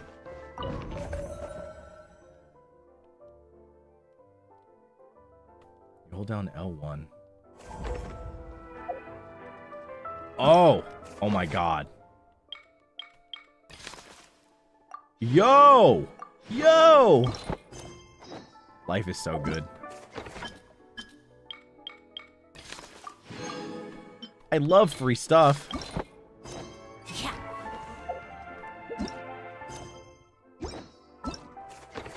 Thank you.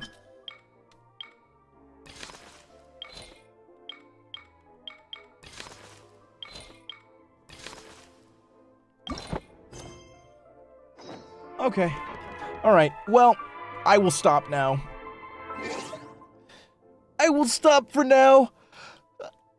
And then I will do Act 2 all in one sitting. I gotta lock the hell in. I gotta lock the hell in.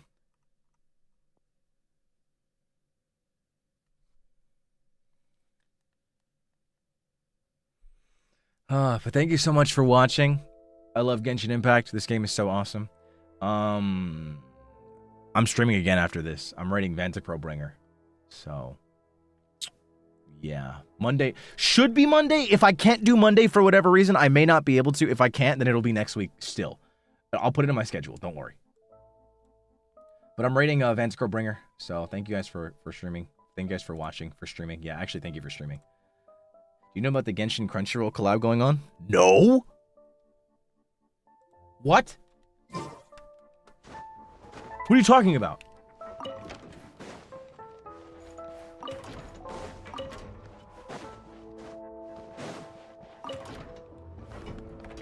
You get a free pet? What? My Crunchyroll account is like a decade old, dog. Where's my shit?